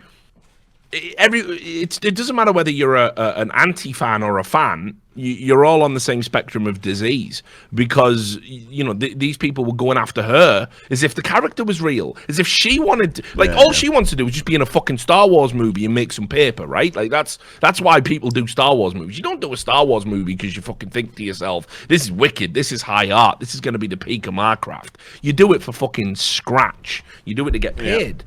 Right? You get a cut of the action figures, the merchandise, you sell your image rights, you get your money, you know it's a trilogy. That's why you do it. It's like, you know, Johnny Depp didn't fucking do Pirates of the Caribbean because he thought, you know, fucking hell. What a beautifully deep script. Yeah, he'd done a bunch of sick movies, sick performances, got a load of plaudits, going right the way back to everybody suddenly was treating him seriously as a method actor because of what he did with Fear and Loathing in Las Vegas and everything else. And he just thought, fuck it, that don't pay as much though, does it? Now I get to do a Disney franchise. Thank you very much. And he was in all of them. He kept coming back. He was like, oh, it's definitely the last one. You want to come back for 10 million? how many scenes am I in? 2. All right then, 10 mil, 2 scenes. I'm in. Matey, like he's fucking hamming it up. You do it to get paid. It's the only reason you do Disney movies. They're all shit. All of these films are objectively terrible, by the way. You know, I even say that I'm a huge comic book fan. Except for the old MCU. animated ones, like Jungle Book, banging. Dumbo, well, of course, banging. Like, here's the madness. So I read a stat somewhere, like Disney, out of all the total global box office, it's like 80% has gone to Disney. Fucking hell. Right? But think about the quality of the average Disney movie. When literally you have to sit down and go, Avengers Endgame was good, wasn't it? And it's like, fuck, is this it? Is this where we're at? Avengers Endgame? Is that where we're at? And yeah, it is where we're at. All the Star Wars movies were garbage. MCU's garbage. It's just throwaway, disposable garbage. They pump out multiple movies a year of this throwaway shit. It's all shit. You know, now they're remaking all the classics as live action ones. That Aladdin remake is an abomination. Someone should go to jail for that. No, I'm serious. I'm serious. Someone should go to fucking prison for that. 100%. Like, but I don't care. Someone's got to do time. Whoever greenlit it, yeah, mate, should be in the fucking cell with Epstein's old cellmate as well. In my opinion. We've had a technical error with the CCTV.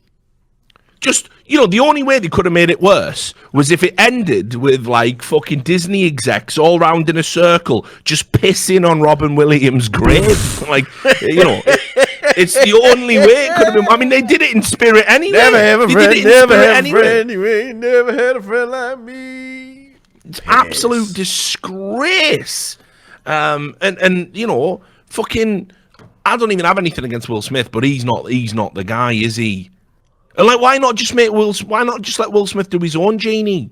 Why has he got to be a blue mortal-mouthed guy like Robin Williams? That's Robin Williams. The genie was Robin Williams. That was the whole point. Like, the original Aladdin is fucking amazing, Sam. I'll sit down and watch that now as a grown-ass man, and I will feel something inside. Because that movie is sick. This new one, absolute trash. I couldn't believe what I was seeing. I'm like, just watching it, like, this can't be real. But it was real. They did it. So Disney piss on their own legacy just to get fucking more money. And yet, this is the company we're looking to, like, you know, they'll take this movie to the next level, they'll do this. Anyway, so let's start with one of the things that come off the back of that, right? Rose Tico was such a terrible character in The Last Jedi and received so much backlash that J.J. Abrams, and to be fair, he did tell a lie about it publicly because he had to. He said the only reason she wasn't in the movie more was because they'd filmed scenes with dead Carrie Fisher and the CGI didn't come out right, so they didn't want to use them. So apparently they jettisoned all of her scenes. But let me just tell you how fucking unliked this character is. Okay, so Rose Tico, you know, you saw The Last Jedi. You all know what I'm talking about. She's there all the time. They even give her this mad side story where she's trying to rescue space cows from some... it's fucking terrible.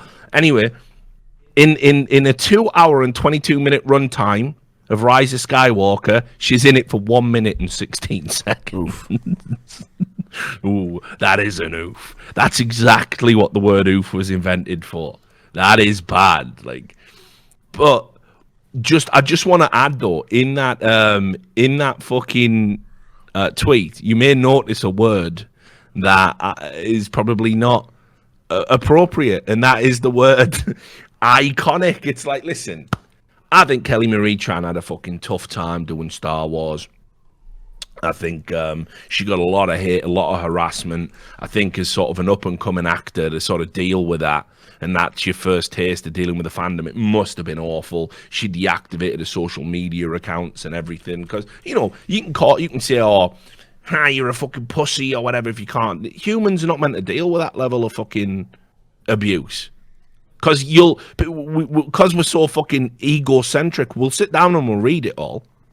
We know it's terrible. We know it's not good, but we will sit down and read it all. It's like if I give you an envelope, Sam, and said, oh, your best mate has wrote down what they really think about you in there, and I'm just going to tell you, mate, you do yourself a favour and you don't read. Just don't read. You 100% open that letter and read it. Yeah. Yeah, 100%. Human curiosity. It's just what we're like. Yeah. We can't fucking help ourselves, mate. We can't help ourselves for it. So anyway, yeah. So iconic. And then what this sort of led to was they started doing this trend called Rose Tico deserved better. And of course, not really. Not even close to it. So there was this huge campaign trending on Twitter. I'm going to find you I think this is it. This is probably the peak cringe of the Rose Tico. Yeah, here it is, right? This is from Hector Navarro, another verified blue check journalist lunatic, probably. Disney. The solution is simple. I mean, it's not even a problem. Shit character airbrushed out of a shit movie for being shit. I mean, it's just like, that happens all the time, you know? But anyway, Disney, the solution is simple. Give Rose Tico her own Disney Plus show, 8 episodes, new adventure, love interest, story fleshed out from the perspective Star Wars needs, the working class every person winning by saving what we love. It's all right, mate, actually. I'll fucking skip that one, I think. I think the fact that she was, after focus groups fucking looked at it, airbrushed out of the new movie, probably should just fucking not do a series, because that's how you tank your streaming service. Yeah, let's throw 10 mil at that, shall we? You know, fuck that. But this is what they think, right? Fucking these people are crazy. So there was that. Anyway, the other thing that came up was there was a lot of retrospective looking at The Last Jedi, and this story came out. And people lost their fucking shit. They lost their minds. Because here's my problem with The Last Jedi. My problem with The Last Jedi is it breaks established rules in the universe. It's full of story plot holes. In a desire to sort of push back against fandoms, and as Rian Johnson always called it, subverting expectations. They do things that don't canonically make sense for the characters. And that's always going to put people's nose out of joint. It's like, you know, if fucking... Right, James Bond... ladies' man, you know, spy, right? Like, do it all. If I do a James Bond film and to subvert expectations, I turn him into a bumbling Pratt who just gets lucky in every scene. Like, he's like Mr. Bean. Yeah. You know what I mean? You would go, no, but that's not James Bond. Like, that sucks. And you get critical heat for that, and you should. Because you're operating outside of established parameters. But anyway, this story came out that one of the producers of the Bionic Woman is a lecturer at a university and does screenwriting seminars, and she said, I actually used The Last Jedi to teach my class about bad screenwriting. And unfortunately, people saw this and just went fucking crazy. Like, oh, how can you say that? How can you say The Last Jedi's bad, objectively? I mean, even when I've said it, like, it's an objectively bad movie in so many ways. And people say to me, movies can't be objectively bad. It's art. It's like, okay, right, yes. But there's a certain level of technical competence that goes into art. You know, I can't just fucking put paint in my anus and fart it out onto a canvas and be compared to Jackson Pollock. Could sell it. I bet people probably could, like, actually, now thinking about that, it's a terrible analogy, because that's the kind of thing that's going on, isn't it? What if we dye milk multicolour and you down like 6 gallons of milk? Vomit, have a spew with it. Both ends. Then we'll sell not a fan of spewing, really. Sell it for $4,000 or what? Easy minimum. So then, anyway, people started going on about The Last Jedi again. And there was this unbelievable report that came out saying that criticism of The Last Jedi from the fans was actually a Russian psyop. Fucking why is it always a Russian psyop? I know it's always a Russian psyop. It's always a Russian psyop. So anyway, what happened was this was published over in New York Times, and basically it made a false claim that 50% of the accounts, 50%, you have to process how big that is, 50% of the accounts that were criticizing The Last Jedi were actually Russians, and I'll read you the segment. It might be behind a paywall. A recent study by Morton Bay, a University of Southern California digital media researcher, revealed that over 50% of the venom directed on Twitter at Rian Johnson, director of The Last Jedi, came from the same sources as Russian election meddling. Now, I'm just going to say, the case for Russian election meddling is so fucking... even for the election, the evidence is so weak and so flimsy, and we're talking about some Facebook accounts. And again, sure, there's probably a vested interest that Russians have certain people in power if they want to do, business and whatnot. But the idea as well that like a Facebook page is gonna fucking subvert an American election is so insane. That, if that's honestly what you believe, like a Facebook page that's been viewed by with 20,000 clicks changes the outcome of an election, like you've got a fucking fundamental democracy problem that you really need to look at home before you start talking about what Russia can do. I mean, just think about it. It's such an insane premise. But the idea, right, in order of priority, they went, so we must subvert the American election. This is high priority to get Trump in the White House and enjoy puppet of Putin. But second, we must really stick it to that Rian Johnson because the Last Jedi was shit. Like, what is going on? Like, why would it go American election, Last Jedi? Why? Like, why are they thinking about that? We have someone on posting Baby Yoda memes. I've noticed that we have gone low, Dimitri. Using the analytical tools that other technologists deployed to uncover Russian influence during the 2016 election, Mr. Bay found that bots, trolls, sock puppet accounts, or political activists were using the Star Wars debate to propagate political messages supporting extreme right-wing causes and the discrimination of gender, race, or sexuality, and that a number of these users appear to be Russian trolls. So it seems that it was political operatives, not fans, who were denigrating the movie and fomenting some of the most virulent racism and misogyny against the cast. Now, funnily enough, that's so mental. There's a guy to say out loud. Oh, I know. That's so mental. No, I know, right? So anyway, this guy here, Mike Duncan, and it was debunked by a bunch of people, but it said, like, I did read the study linked in the original op-ed, and no, it's not 50% of attacks on The Last Jedi were from Russian ops or troll bots. That doesn't mean accounts like that don't glom onto every social media to stir up more vitriol. But if you go through and look at the numbers, it's like it's a completely fucking flawed study. They're completely fucking like they've taken it completely out of context. I'll just explain how. Bay's paper stated that 50% of those tweeting negatively about The Last Jedi were likely to be politically motivated or not human. This was the major takeaway, but it actually distorts the truth of the study. Bay collected 1,273 tweets using Twitter's advanced search function, all of which were tweeted to Rian Johnson's account over a 7-month period post-release of the film. After cleaning the dataset, Bay finished with 967 tweets in total, and then he manually determined whether a tweet was positive, negative, or neutral, and ultimately decided the sentiment of any particular tweet was left up to the guy doing the study. So to separate the negative tweets out even more, he would search the accounts with high activity for terms such as Trump or SJW, and then decided to determine from that the political stance. So of the 967 tweets analyzed, 206 expressed a negative sentiment towards the film director. Of the 206 negative comments, 61 were real people reported to have a political agenda, 11 were bots, and only 33 appeared to be trolls. Of those 33, just 16 appeared to possess characteristics consistent with Russian troll accounts. So it was closer to 1 in 10 tweets. You know what I mean? It's like, that's in the methodology of the study itself. And the New York Times just ran 50% of them were Russian bots. It's a Russian psyop.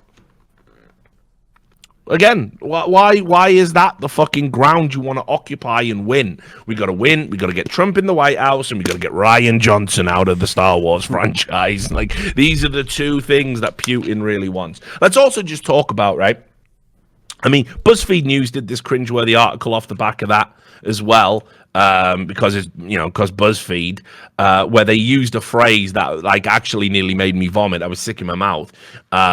This is from Ryan Broderick. He said, the Star Wars misinformation hell is the new future of everything. I'll read you the paragraph. The Star Wars fandom is now a nesting doll of speculation, paranoia, and anxiety about corporate overreach, growing more insular and reactionary in the 8 years since Disney took over Star Wars.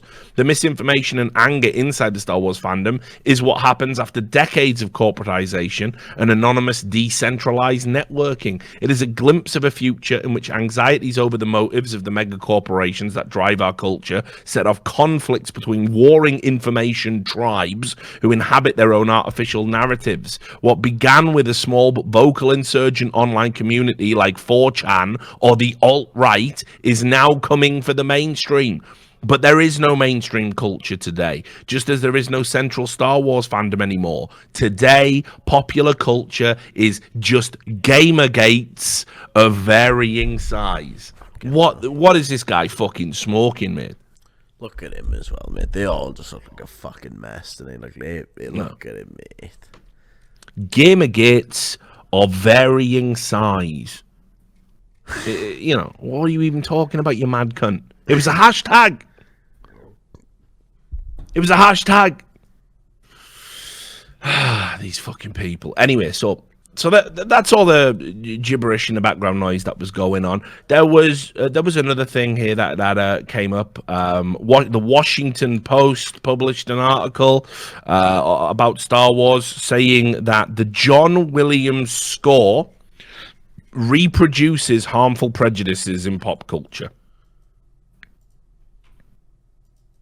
And it explains it by saying that Star Wars is shot with an orientalizing stereotypes, patronizing tropes that represent an imagined East or the Orient is inferior to the rational, heroic West. This isn't the storyline. This is just the score. This is just the music he's talking about. Williams' music associates the good guys with the grand orchestral style of the European romantics. Think of the beautifully hummable melodies for Luke, Leia, and Rey, while the themes of the bad guys are expressed in the vocabulary of Chinese, Indian, and Middle Eastern music.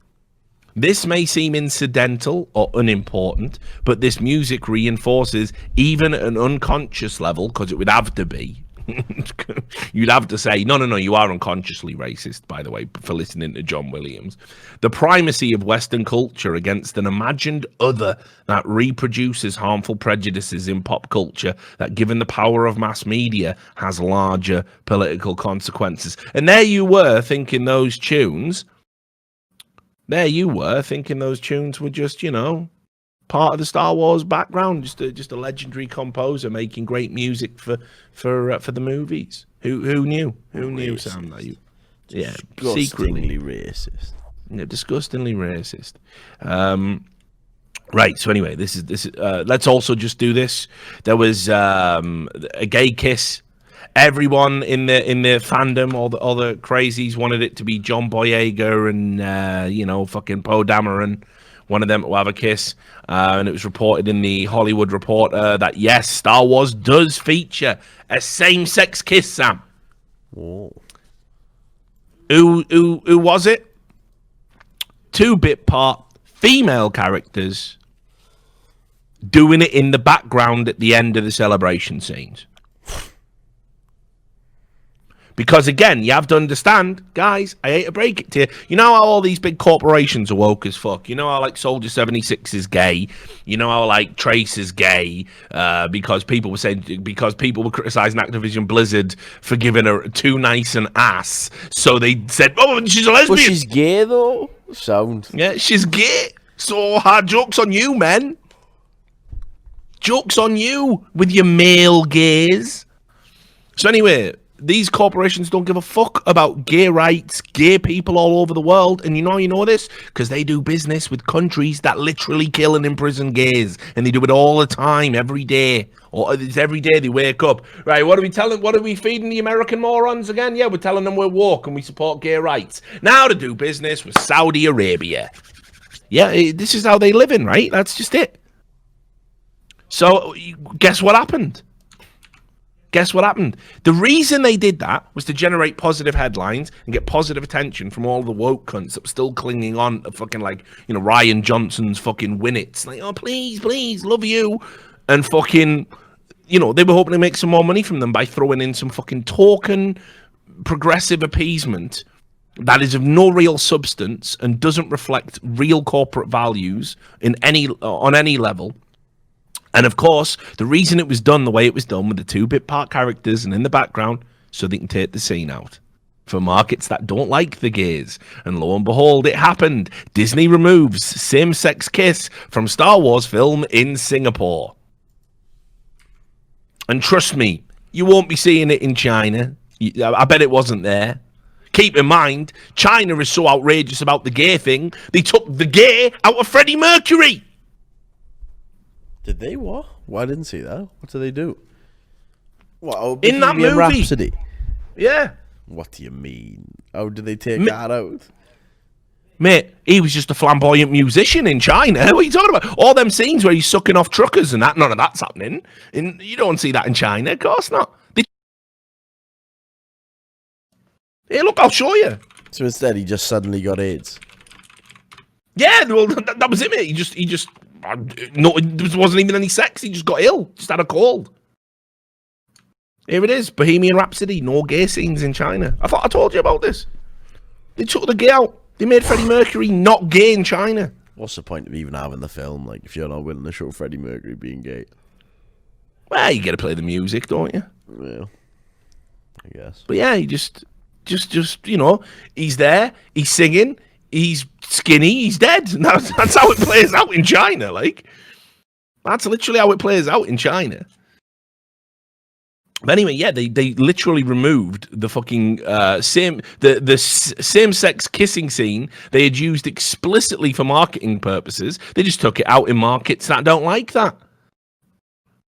And it's mad because this story, right, this to me is worthy of outrage. When a corporation lies to you about their values, now they support and stand by marginalized groups and people, but then when actually it's going to eat into their profits, so they completely change and they do things. Why are you not outraged about that? Why do you not get outraged about that?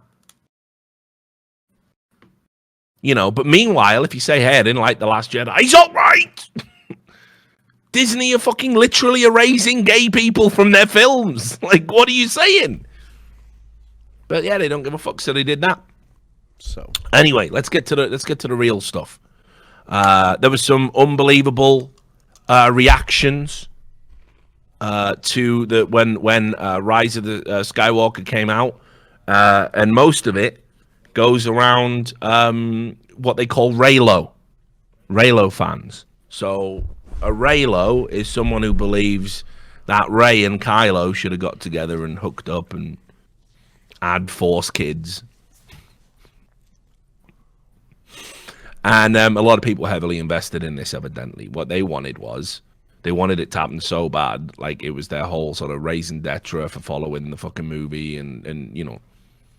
And so you can imagine in the movie, and again, spoilers, but who gives a fuck, Kylo gets clipped. So they have a kiss, which sort of, shifts the whole, it's kind of canon now, but they ain't together because he's fucking dead. So obviously a lot of people got upset, but which is weird because I thought subverting expectations was good. It was funny when Ryan Johnson did it, but apparently if you subvert the expectations of the Reylo, you must be destroyed. Now, Sam, we're about to get. This is a rabbit hole of serious mental illness, by the way. So right. You need to be well prepared for some of this. So hang on, let me just check this one. This isn't even what I want to show you yet, so don't bring that up. I've got to go through. I've been collating all of the tweets. It's fucking crazy. Let me just get you. Oh, actually, let's start with that Reddit post. It took me ages to fucking find this again. Yeah. But I've got it because the guy deleted it. It was in the subreddit "Am I the Asshole?" Right, which is a popular subreddit. I'll send it to you here, Sam, so you can see it. You can bring it up for people to read. Mind-blowing. Mind-blowing, this. People were reacting so badly to what happened in the film. That they put this out. They don't even mention the film by name. So and this blew up because everyone knew what it is. Right. I'm a 29 female and she's a 32 female. My friend is a huge fan of a big budget movie you might all have heard of, especially a guy character. She spent years buying merchandise of him, writing fan fiction, posting fan art and memes, you name it. It's all she will talk about sometimes. She has a shrine to him at home and jokes that he's her ideal husband. She hasn't dated since she was 28 and her last boyfriend left her for someone else. She went to the premiere of the new movie this month. This is Rise of Skywalker. And I went with her and the guy dies. She stormed out of the theater and I followed her. I thought she'd gotten an urgent text. Nope. She was having a breakdown outside. Absolutely hysterical and in tears, bawling her eyes out and screaming because the guy dies. People looked at us funny. I did my best to comfort her. That's what friends are for, right? And commiserated, even if I didn't like the character all that much. She was furious that the guy's co-star didn't step in and protest the director's script and cussed the co-star's name. That's Adam Driver, who, by the way, back in November, Adam Driver was being stalked and all sorts of freaky shit. He didn't have any fun on this movie at all. Cussed the co-star's name out right outside the theater. Later that evening, I saw her tweet the co-star many hateful insults, which we're going to come to, and even wishes for her to get run over in the traffic, calling her a whore. So, yeah, that's, sorry, co-star Daisy Ridley. My bad. Yeah. She's calling Daisy Ridley a whore because Kylo Ren died in Star Wars, mate. The next day, she called in sick. And the next day after that, I texted to ask if she was all right. The answer to that question is no, by the way. No. And she said she wasn't. She was totally traumatized and couldn't see how she would go on. She was burning all the merchandise and toys as protest to this movie taking the turn it did. She said his death violated her so much and was the worst thing to have ever happened in her life. Jesus. She loved the character, saw him as her dark prince, a fellow victim of difficult childhood, blah, blah. I tried to be understanding, but lost it at her comparison to much darker events. He's just a movie character. She's too old to act like this, and I didn't appreciate the comparison to my real trauma that she knows about. Where I might have crossed the line is that I told her if she'd ever have had a day of real sadness in her life, she might not be taking this so hard and acting so ridiculous, because only sheltered crybabies would react like this to a fake death on a fake screen. It's not like the actor died. I called her a child and said she couldn't possibly function in real life. We've now cut contact. I saw her posting status after status about how heartbroken she is by this movie and how she feels everyone has betrayed her and the movie put her in a dark place so much she feels she wants to harm herself and stop eating. And now she's blocked me. Am I the asshole? Ring the police before she kills someone. Yeah. You gotta, that's intervention levels, that is. That's intervention levels. But, you know, this was a incredibly normal reaction. Like, it seemed this was happening way more than you think it would. J.J. Abrams was inundated with threats just about the way the movie panned out. This is a report again from Bounding Into Comics called "Fans Threaten J.J. Abrams and Report Mental Breakdowns Over Kylo Ren's Ending in Star Wars: The Rise of Skywalker." Fans of Adam Driver's Kylo Ren in the Disney Star Wars trilogy have been reporting on social media they've been experiencing severe mental trauma and emotional breakdowns over the death of the character in Star Wars: The Rise of Skywalker. Here's some tweets. Sass with an ass said that was the first time Ben Solo looked properly alive, and to take it away so quickly after a lifetime of manipulation and cruelty is psychopathic and ridiculous. Fuck you, J.J. Abrams. Another tweet here. Making J.J. Abrams pay for the damage he has done is the hill I will die on. Jeez. Fuck you, J.J. Abrams and Disney Studios, for killing Ben for shock value and taking away his right to happiness. An account called Daisy Ridley. I can't fucking stand how I put my life on the line for The Force Awakens and The Last Jedi just for J.J. Abrams to do this to me. Where does he live? I'm going to literally kill him. Yeah, maybe not say any in that. Like, do you know what the word literally means? I know most Americans don't, but they don't. Yeah, they do have a problem with it. There was also a follow-up tweet that said, "I will find you and I will kill you," sent directly to J.J. Abrams. There was also this. Fans have been reporting serious mental and emotional trauma as a result of the plot point, including fits of extreme crying and depression, with some even turning to mental health professionals for assistance. Right? For all people shitting on us for grieving, my actual therapist, who was qualified to give opinions on it, I fucking hope so. I know, man. Yeah? Says that feeling this grief is normal. It's something we all look forward to, and now it's gone. It's a loss. So fuck whoever says it's not. Another one here. Did I have to double up on my anxiety medication for today? Yeah, I had to. Fuck you, JJ!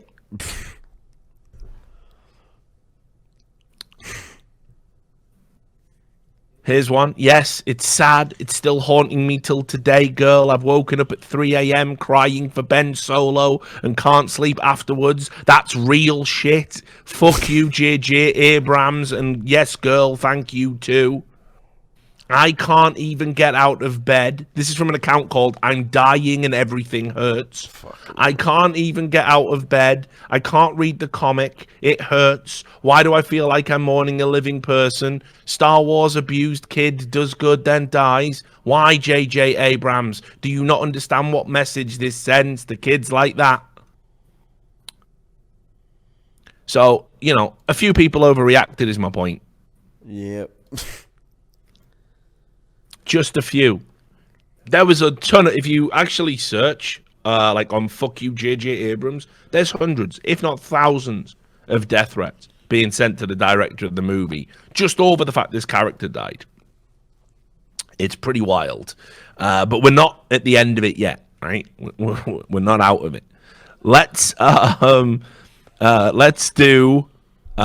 there's a couple of hot takes. There's this one. I thought this was good. For some reason, I have no idea why this is true. Oh, no, wait, that's the wrong one. My bad. It's this one. Right. This is from another person who insists that girls shouldn't go watch the movie. I could write a thesis on the absolutely terrible message about female power in Rise of Skywalker, but all I'll say is under no circumstances do I want any little girls to watch this film. I don't know why. Thought Rey was the fucking Mary Sue. Gets all the Jedi in at the end. Wins the day. Kills Palpatine. It's all happening. Okay? It's pretty bad.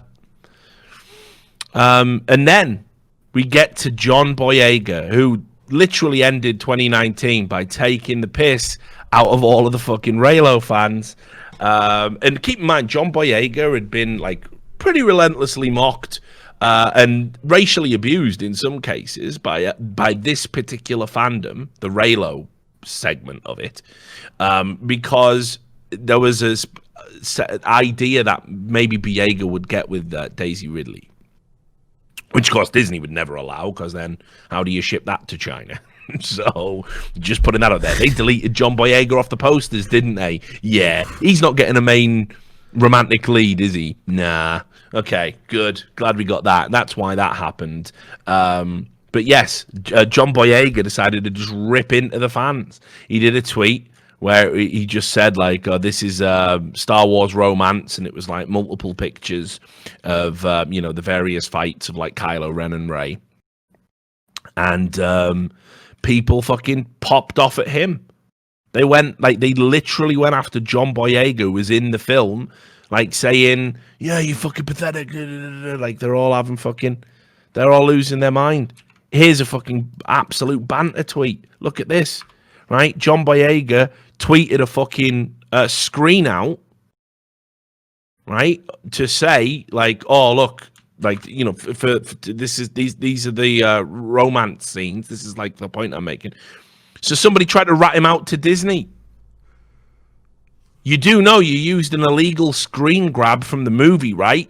And then they tweeted at Disney and Robert Iger saying, y'all might want to do... He's in the fucking film! He's in the film!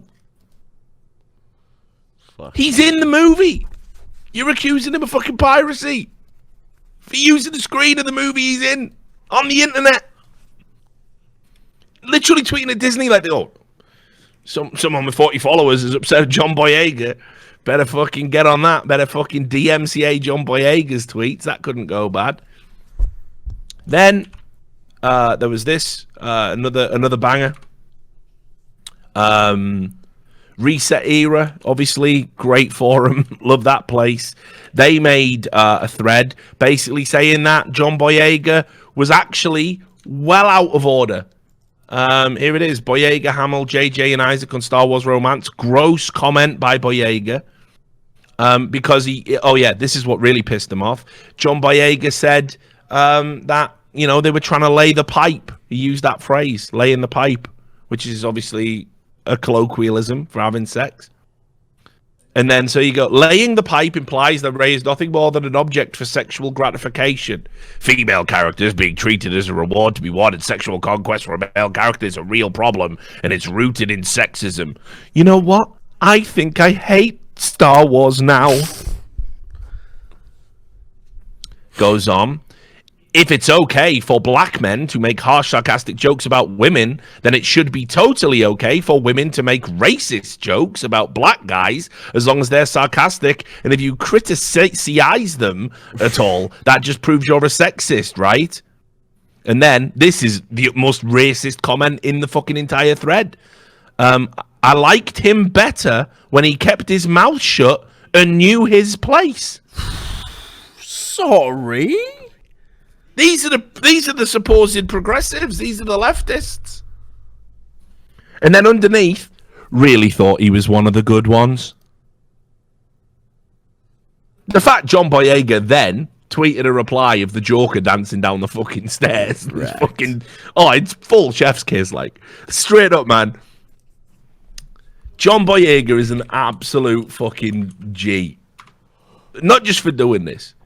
Because if you followed his career, he's done some good movies. And I think the whole, getting involved in Star Wars, it's raised his profile. He's going to get some great work. I don't know if he'll ever do a Disney movie again. I don't know if he'll ever do a Star Wars movie again. I'm going to imagine not. I'm going to imagine he feels a great relief to be out of it, because you all remember the right-wing idiots. I'm like, a black stormtrooper? This is just pandering. Like, oh yeah, there couldn't possibly be one of those in a fucking universe. Like, you've got fucking Force Ghosts and fucking Mandalorians and Jabba the Hutt, but a black stormtrooper's taking it too far. Right, but he did some wicked movies. Like Attack the Block is such a good film that a lot of people haven't seen. So you should fucking, support Boyega. He's a good lad. And I just can't believe the fucking abuse that got hurled his way for basically mocking this sort of Reylo shit, these fans.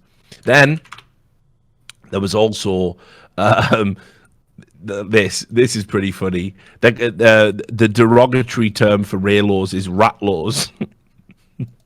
So look, this is funny to you? Seriously, just block me already. Do it.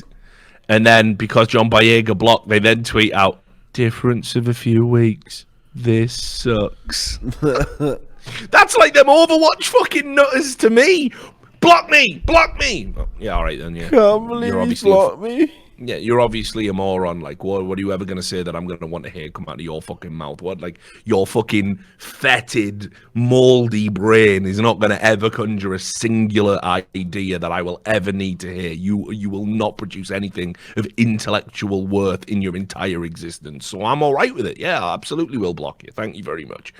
And then, look, he's blocking everyone. Yeah, like, about 50% of the people I have blocked literally asked me to block them so they could fit into a fucking club of mentally ill people all high-fiving each other and not even really knowing why, right? And that's there. They're everywhere. Fans, stands, lunatics. I haven't even got to the bad part yet. I have to be super careful with this because there was so much racist abuse. I want to make sure I don't accidentally show some on fucking on Twitch. Let me just see. Yeah, here you go. Right. Now keep in mind as well, I'm amazed this isn't a bigger deal, because I remember being told that there was like a toxic fandom, right? Wasn't there a toxic fandom in Star Wars? And apparently it's not the people who didn't like The Last Jedi, the Russian bots. It was actually all of these fucking weird, Reylo creepy cunts. No one's talking about that. Because they're obviously on the right side, because they like The Last Jedi and everything. It is just another collage of all of the death threats. Somebody actually went through and got them all. You can just see. I don't even need to read them all. I am going to murder JJ Abrams. Why are people tweeting this? Most of these accounts are still up, by the way. Fucking if you can believe that. Literally threatening. People, oh, no, bonkers, isn't it? It's just fucking mental, mate. And just loads of it. Just loads and loads of it. There was stuff aimed at John Boyega like this. Like, the John Boyega stuff was just fucking unbelievable. What happened to him? And again, I can't even show the collage of the John Boyega stuff because the N-word is used in it. So all told, fuck Star Wars. Fuck all of these fans. Fuck all these lunatics. It's just not good for you. It's just not good for you to be obsessed with your little fucking kid movies and your cape shit and all of this. It's just mental. These people are broken. Fundamentally. Right, how much time have we got left? How long have we been doing the show? We've been going 2 hours, right? Yeah. All right, well, I'll throw a little bit in because I don't want to end on fucking Star Wars. I was going to do the pandering to China bit. I think we'll have to push that back, actually, because I want to end. And I've just got on my Google Doc here with all the stuff I want to talk about, just Epstein. So we'll save that as well because we can't end on that. Let's have a look. Do I want to get into that? I feel like I should because I'm through. Like, oh, you've got a topic, right? Hang on, go on. Contributing to the show now. He's stepping up. He's not just a producer. He's now co-writer of the show. Hang on. There we go. Daily Mail. That's what I need, mate. Of course. Of course. Check this one out. No, I can't wait. Oh no, I did see this. Yeah. Do you want to just make that the last story then? Alright, go on. Yeah, we'll keep that. Because I was gonna talk a little bit about the fucking Australian fires. Yeah, because I'm meant to be because I'm meant to be doing a charity stream tonight with train wrecks, but because it's fucking train wrecks, no one knows what's actually happening in it. It was going to be me, Panda TV, maybe Sponges coming along. We're trying to get some Aussie streamers and some Aussie persons. So we're meant to be doing this charity stream tonight, but I don't know when it is, who's on, what we're doing. It's like, I don't know, it's just classic train. He literally messaged me and said, "Do you want to do it?" I said, "Yeah, it's a tough time, but I'll be there for charity." Like, I got a lot of Aussie fans on my Discord, got a lot of fucking, Australian people in the community, so I definitely want to do my bit and raise some awareness. And I was like, "So when is it and how does it start?" And he went, "I'm too tired to tell you right now. I'm off to bed." And that was the last I heard of him. So no idea what's going on there, but I'll tweet it out. So if you follow me on Twitter, you will see about it. But I just did want to talk about the Australian fires because what's been going on is an absolute disgrace. I don't think people really realize kind of what's going on. So, like, I just want to put it plain and basically why the Australian Prime Minister, Scott Morrison, is probably one of the worst, most inept, moronic world leaders in power today. And it might seem like, it's easy to dunk on people when they're not coping with the crisis, or actually, Australia has a long history of prime ministers that are viewed as morons. It's actually part of some sort of, prejudice against Australians because there's still a very kind of, even their people in the upper echelons of government have a down-to-earth kind of blue-collar way about them. Absolutely not. Scott Morrison's a fucking absolute clown of the highest order. So I don't know if you've seen some of the footage of the Australian fires, guys. I'm sure Sam can just bring some up and put it in the background. But the bottom line is every summer there are these bushfires that happen in Australia. And some are certainly worse than others, depending on how you prepare for them. Very often, a lot of the fires, I know we're all talking about climate change. I'm not a climate change denier because I'm not a moron. The planet obviously is getting hotter. Australia was announcing record temperatures, 50 degrees Celsius in some places. So it was fucking scorchio down there. But also as well, it's worth noting that a lot of these bushfires start deliberately, but or by people trying to trim back areas of bushland around their land, or accidentally from discarded cigarettes, things like this, occasional lightning. It can be a lot of things. It's not that the world's just on fire because of climate change. That's a little bit too alarmist for me, but it doesn't mean you shouldn't pay attention to climate change either. But anyway, So these bushfires have been ravaging Australia. And again, Sam, I don't know if you wanted to find some generic footage of these bushfires and just how bad they are. But it's like literally, you know, when you see the Californian the Californian fires, and everyone's like, "Holy shit!" Like this is way worse. And there's not the infrastructure to control these fires. Now, this has been going on for such a long time that one of the priorities of every leader that has to be in power is they have to have a plan and a contingency for this. So what happened when these fires started ravaging Australia, what Scott Morrison decided to do as Prime Minister of Australia was do what every great leader does in a crisis. He went on holiday. He literally went on holiday to Hawaii to get away from the stress of having to deal with these problems. While Australian people were losing everything, he fucked off to Hawaii. I've sent you a link here. Obviously, when it was revealed he'd gone on a secret holiday to Hawaii, he was criticized very heavily because in times of crisis, you expect your elected officials to be there to deal with said crisis. He described the holiday as basically saying it was like taking an extra plumbing contract on a Friday afternoon, and that we can all make better decisions. There is no we in this equation, sir. You are a leader of your country that basically went on vacation. He also lied. He said that he came home early, and it was like he hadn't.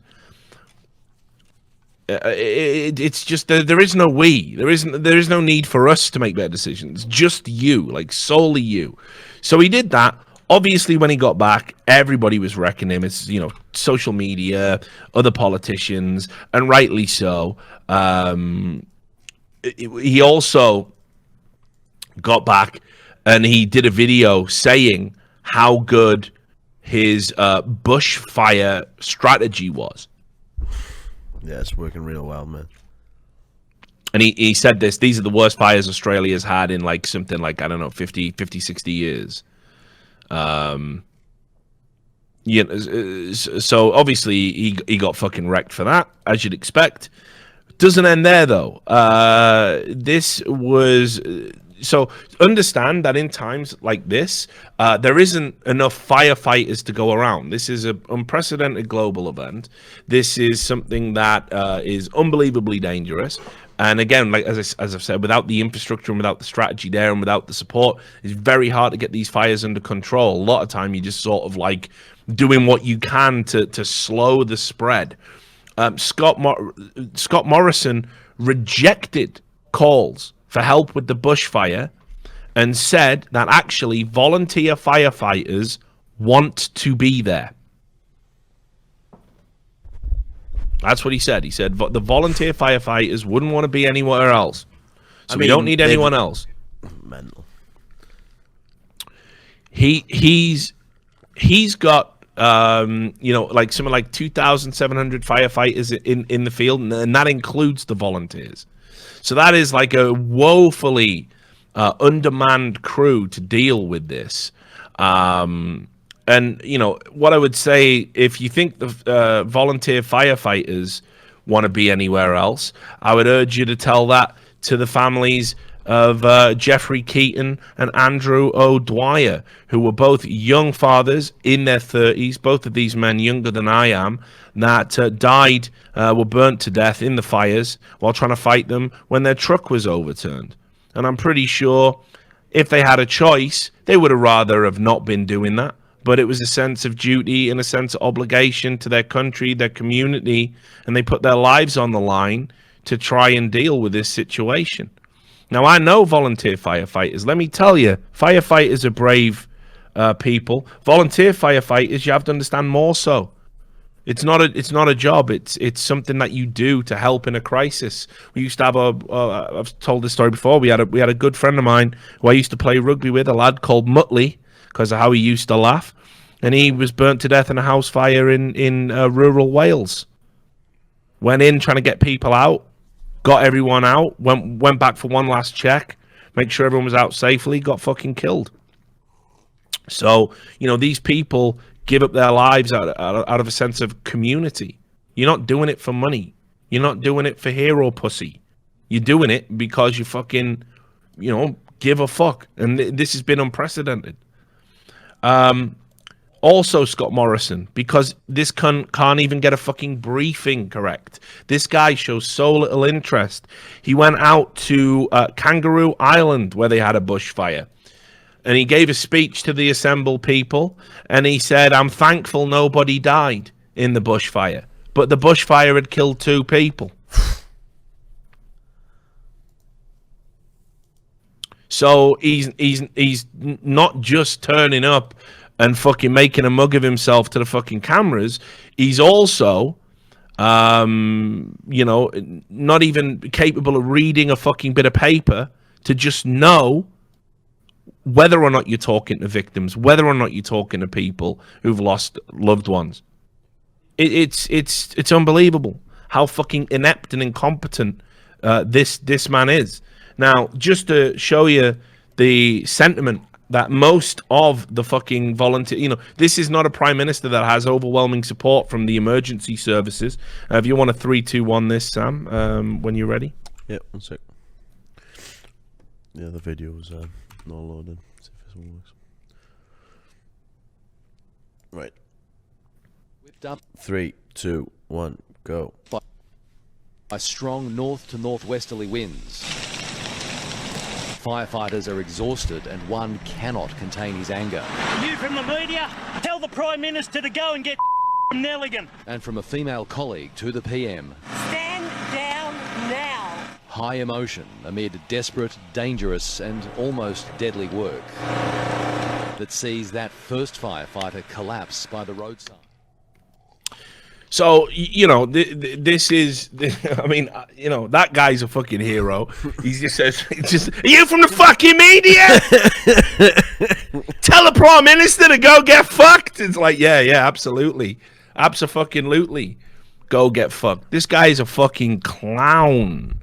And, you know, I can't believe it's happening. It's an environmental disaster as well. The level of wildlife that's been fucking lost because of this is unbelievable. They're talking about 500 million animals killed in this. Now, I'll just add, some of them are probably spiders. So, you know, every cloud has a silver lining. Exactly. But no, I mean, you know, there's a very diverse ecosystem in Australia, lots of mammals. And they've been, you know, I saw video footage on Twitter of koala bears with their fucking skin burnt off their backs. Yeah. You know, fucking screaming. It's like, fucking hell, this is unbelievable how fucking bad this has got. And when you're a true world leader, you have to, you know, if it happens on your watch, then there's got to be some culpability. There's got to be some responsibility. I don't, you know. It's mind-blowing to me. I also would direct people to this thread by a colleague of mine, Susie Dawson. She's another independent journalist, does good work, has written about a lot of things that you won't read in the mainstream media press. She did this really good thread sort of highlighting why it's bad, because you might just think, oh, you know, it's fires in the bush and it's not really affecting, you know, people. But it's like, so what she goes on to explain is like, well, I mean, I'll just read you some of it. Yesterday, I retweeted a guy who was aghast after having discovered that he'd been issued an evacuation notice by his local government in a town that had no diesel fuel. How am I supposed to get out of here, he asked. Even for those lucky enough to have fuel, many have no idea which roads to take or how to get out. Why? Because there's no electricity and there's no internet. So there's no Google Maps, there's no GPS. And obviously you can't call an Uber to get out of a fire zone. Others are finding they can't get money because if there's no electricity, how can you stick a credit card in an ATM and get money? So they're without cash, they're without transport, and yet the government's telling them to fucking evacuate. And there's no help coming to help them evacuate. They're literally just being told, get your shit, your house is probably going to burn down, and just get the fuck away from the fire.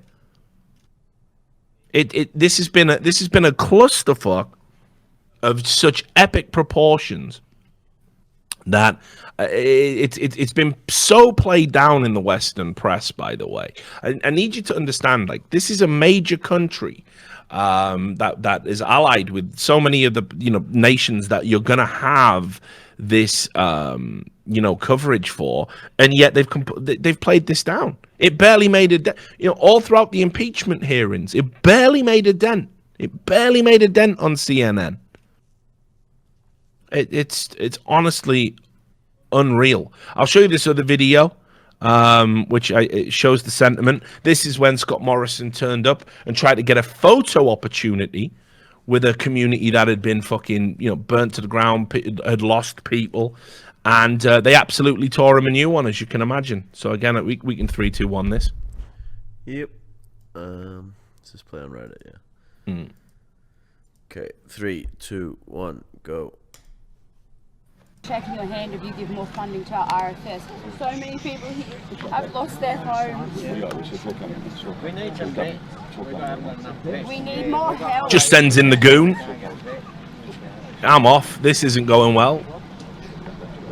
This isn't the photo opportunity. Like, look at that. Like, literally just walked away from it. We won't be getting any votes down here, buddy. You're an idiot.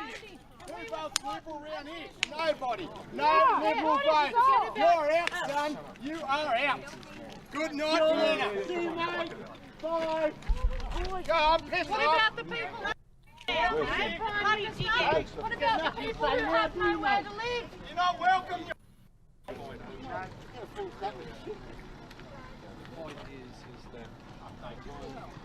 Go on, get to Kirribilli. We might burn that down. Thing, you moron! I don't see Kirribilli burning after the fireworks. Boomer! Someone did just call him a boomer, I think, as well. Boomer! Every single time this area has a flood or a fire, we get nothing. If we were Sydney, if we were North Coast, we would be flooded with donations, with emergency relief. For See ya!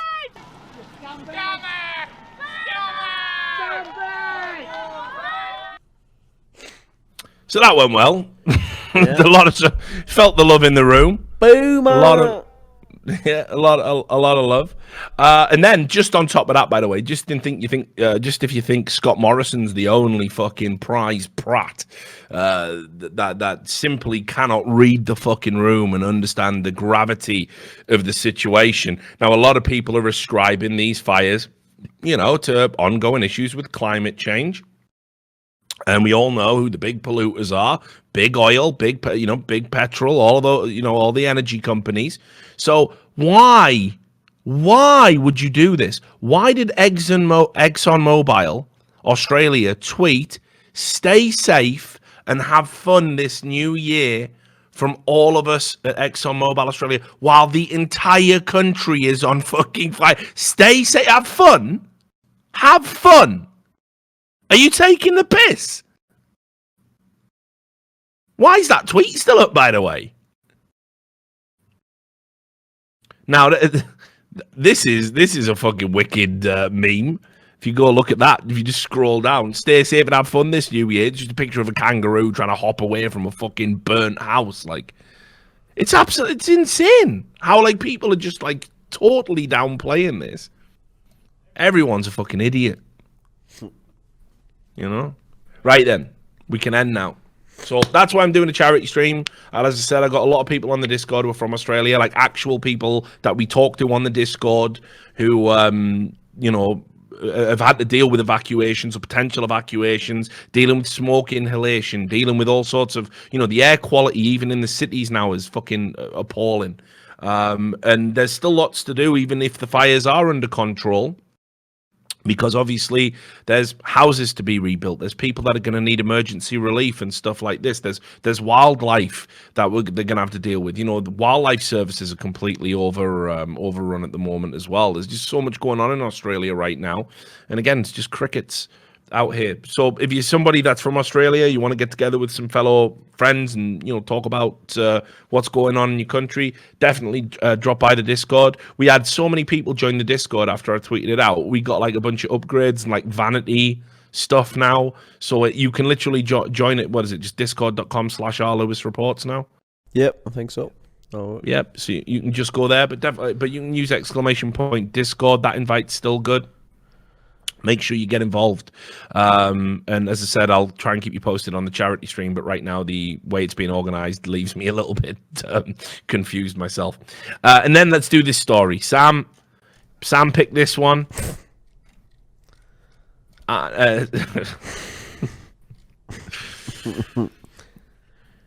It's a tough one for me, Sam. I'm going to try and be sympathetic. But this is the story in the Daily Mail about the woman who was addicted to eating talcum powder.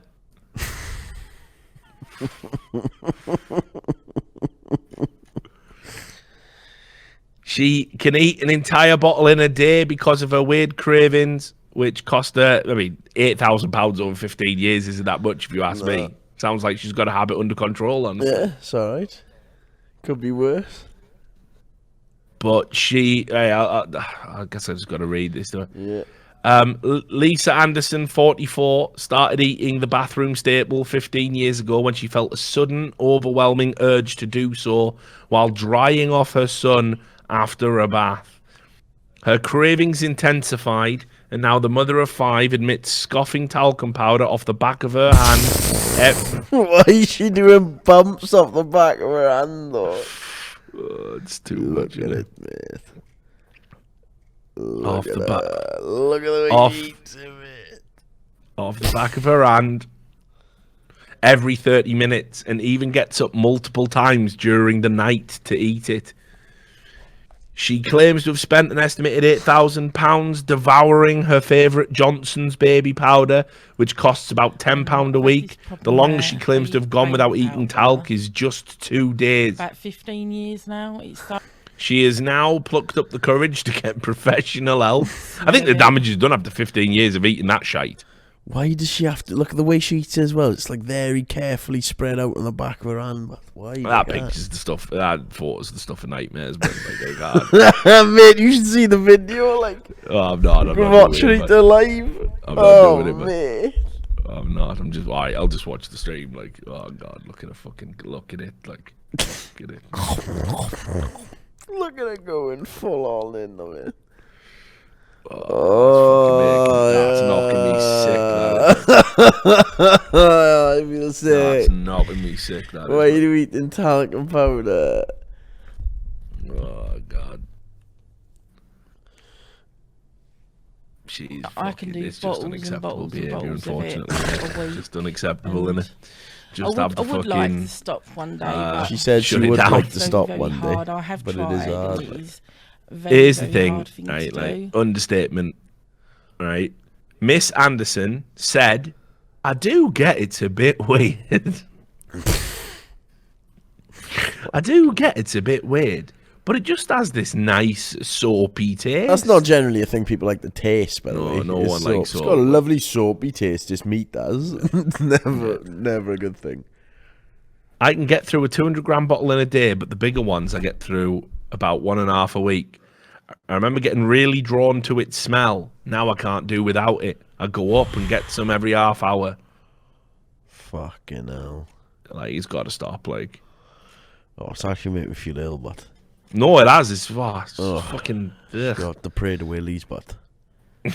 Yeah, well, that's the thing. She said she's going to get professional because she has fucking Pica syndrome. What the fuck is that? Is that the thing they're like shoe nice at? Where you can just eat anything and drink anything? Apparently, it's just when you eat stuff you're not supposed to eat. Eating items with little or no nutritional value.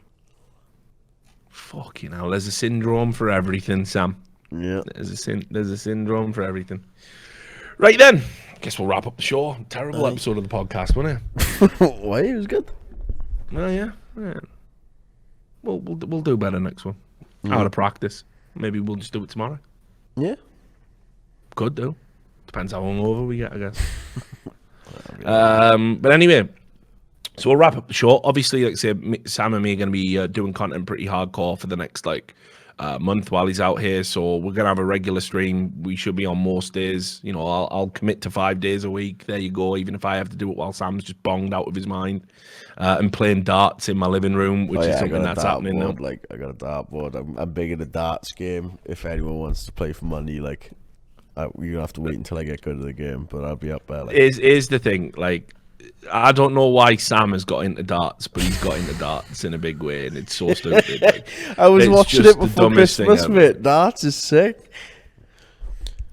It's so ridiculous. Because it is just fat men throwing, well, it used to be. Yeah, anyway. exactly. No, it you still love is. the glory no, it days. still you is. love the glory days. Andy Forden and mate, straight arming, Homer Simpson. Go on, bring up a picture of Andy Fordham's balls. wrists back when he was vintage Andy Fordham. Andy Fordham is a man who actually hasn't got wrists, so I'll show you now. Yeah.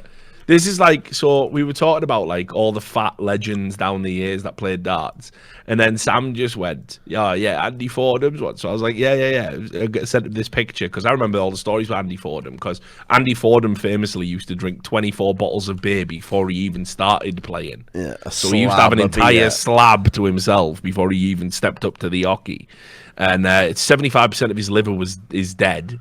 He's like, I don't even know how he's still alive. He's like 59 or whatever. There he is. But anyway, so when I sent a picture of Andy Fordham, Sam just went, he's got no wrists. And he hasn't. His hands just go into his arms. Pure arm, mate. And mate, to be fair, I can get why, but I've had one night of playing darts. My arm's fucked, but I went to play darts today. My arm's killing. There's obviously something in it, mate. I need to get the Fordham arms going if I'm going to be throwing darts. No one needs a dose of Fordham arms. I need to drink 24 cans and fucking get the Fordham arms. Yeah, you got it, Sam. Like, if you ever got that big, mate, I would fucking. I'd save you, even if it. What if I was hitting 180s every dart? Oh, mate. Just pure 180. 14-time world champion. Like, what can you say? Sam, you've already wrecked my table. But I have taken Philip Potato's fucking record that I read, so you know what I mean? At the end of the day, you gotta do what you gotta do.